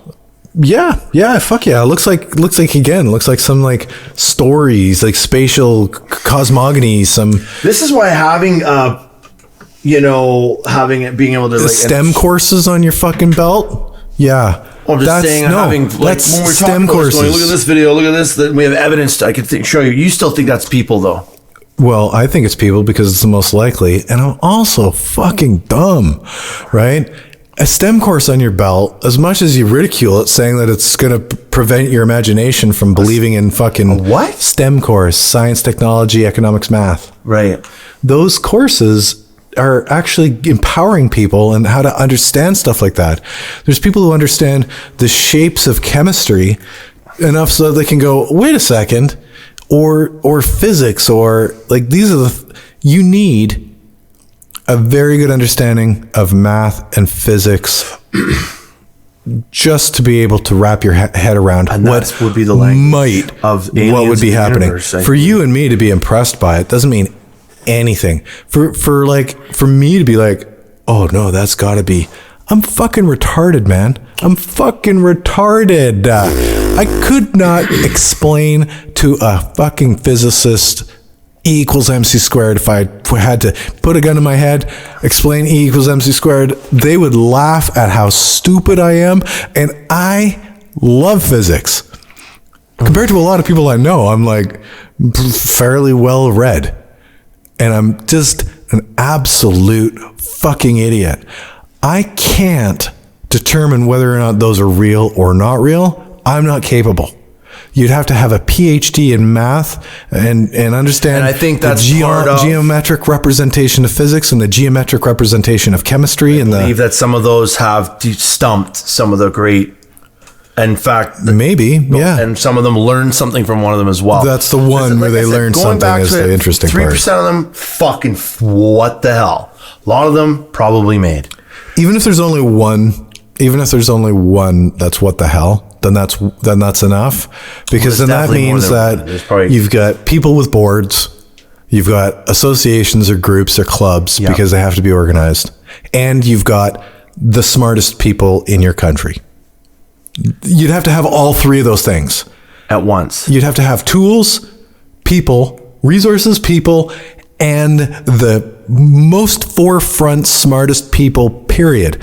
Oh, as well as like surveyors and shit. Cause you don't just like, you go that way, I'll go this way. You map that shit out. Like those concentric circles, all the geometric patterns, you map that shit out with like sticks. You have to survey it. People would see. You have to, the surveyors doing that. You have 8 or 9 hours of nighttime there's just no way, man. Like that's not true. If you got to watch some of these documentaries and see what these people go into them and they're like, whoa, there's something, there's a fucking, people go into these circles bullshit. with that are like, that seem legit. And there's like, they can test energy. Yeah. You got the old guy from like Jurassic Park who's a dowser and he can also, he's got a cell phone detecting the radiation in the broken glass. And on that note, it's 9 o'clock and I got to go home and make my plans for tomorrow because I believe that let's just say habits create success and I would like to be successful. They do create success, but I'm talking about habits, not aliens. We need to be able to use all of the resources at our availability to understand the world around us. One of the goals is to understand the world, right? And one of the resources that we have is our ability to both humor something and not become a slave to it or a victim to it, right? So as much as we like to take polar positions for the purpose of debate, at the end of the day, if I didn't think that there was a reason to look into the stuff, I wouldn't look into it, right? So I'll acknowledge the reason to look into it and the curiosity and how the strangeness and how things don't add up or they're mysterious. But in order to safely and reasonably navigate a world of strangeness, we can't, or at least we have to question our assumptions. Not only question what we're seeing, but when we make an assumption about it, question that as well, right? It's not about not believing that the phenomena exists and dismissing it. You don't have to dismiss crop circles. But that part of your mind that's like, well, it's obviously aliens. Being able to dismiss that, even if only temporarily for your own sake, is a tool that then is like, okay, well, if it's not aliens, what could it be, right? Like, yeah, it could be people with boards. It might not seem like the most reasonable thing, but it could be. It could be, I mean, like, really, even the whole aliens thing, like, that would mean that somebody on a spaceship or on a planet or something, it's probably the same alien. Because in order to shoot a laser beam or a radiation or something in order to make a crop circle and not make it deformed, because the light traveling from another planet or the energy, the radiation traveling from another planet would become deformed by the time it got here. It would just look like a smear, you know? It's traveling from such a far distance in order for it to have the resolution to actually... They're doing it while they're here, probably, but... Well, yeah, they'd have to. They've claimed that... And then they'd have to be... Two orbs just floated over the thing quickly and then disappeared and the thing just fucking appeared. And that would have to be. Because you can't be on a planet out in the middle of the universe and beam something and have all these perfect pictures. They'd be elongated on one end, you know, like we'd have some weird thing. Then the computer guys would have to bring it into software and be like, well, we corrected for the angle of the, you know, and then next thing you know, it's a picture. And we'd be like, holy fuck, because they just took some smearing bullshit and made it into something coherent. That's an interesting thing you say. Because like that, I mean, that's hilarious. I would never thought of that. If the beam comes this way, now that's like, it's all just smeared, right? Well, like I don't think that they're shooting it. They can't be shooting it from like I said, there was footage. That's such a funny thing to think. Like the fact that you would think of that, like I would never cross my mind that like, what if they shot it from another planet and the fucking light got out? Well, how does it get here? Well, there was some footage caught of it. Two people caught what was two orbs dancing together like this. They just rolled together, come in, swoop down, and then they just flew off. And as they flew, the fucking crop circle just appeared instantly. Mm-hmm. And it's, I don't know, I'm not sure if that footage has been debunked or what, but it's been...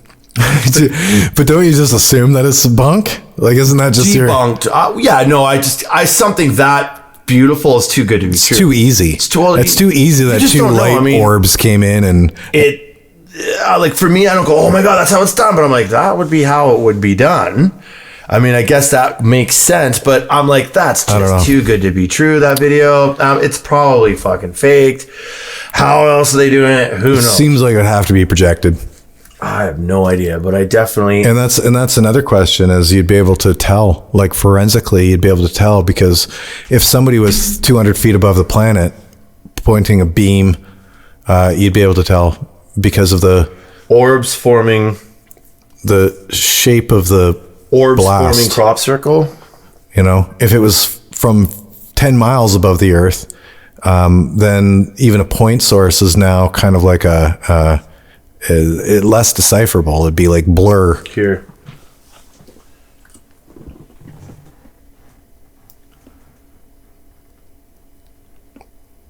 Oh God, you gotta send me that. I mean, if that's when is that from? Please, I hope that's from like 2001 or something.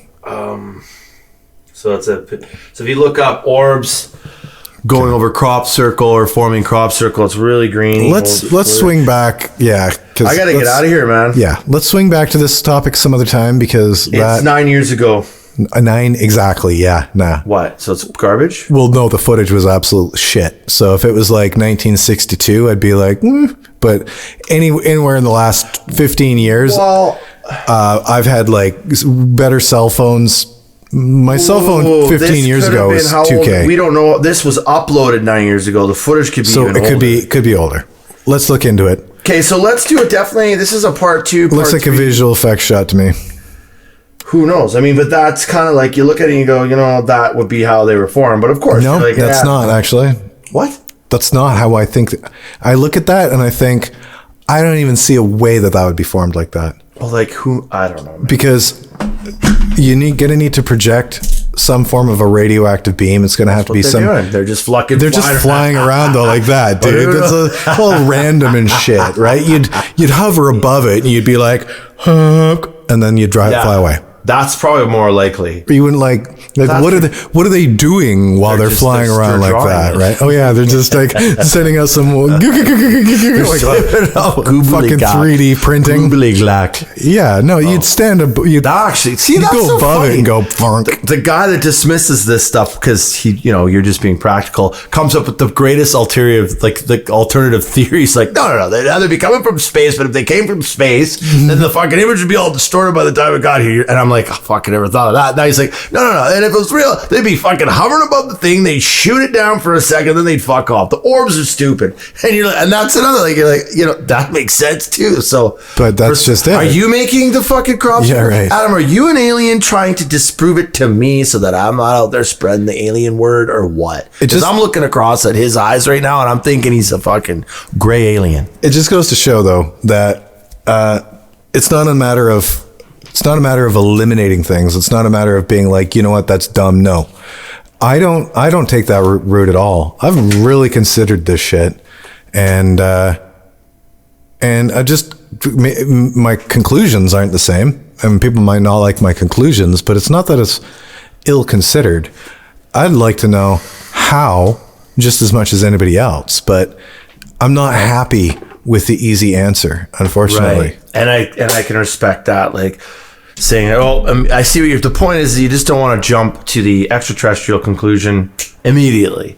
Let's without evidence, just because it's axiomatic. Consider so many different other options, which I think is a very healthy way to look at it too. Yeah, I'm fixated on the alien theory, but I'm not like I said. I still think that the majority of the sightings and videos and everything else could be explained, and I think there's a small percentage that are fucking wildly unexplainable. Absolutely. And I do believe that they are related to extraterrestrials, but they could be. But I think what you're saying is really reasonable to just be jumping to that theory, because it can create mass hysteria and everyone's buying everything now, right? And at the very least, leave room for the wiseacring of that it's not.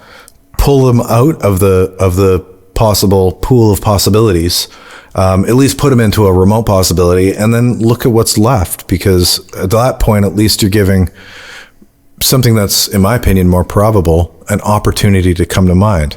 Fuck yeah. Right? So whether it be aliens, humans, whatever, fairies, make sure you remember to question everything.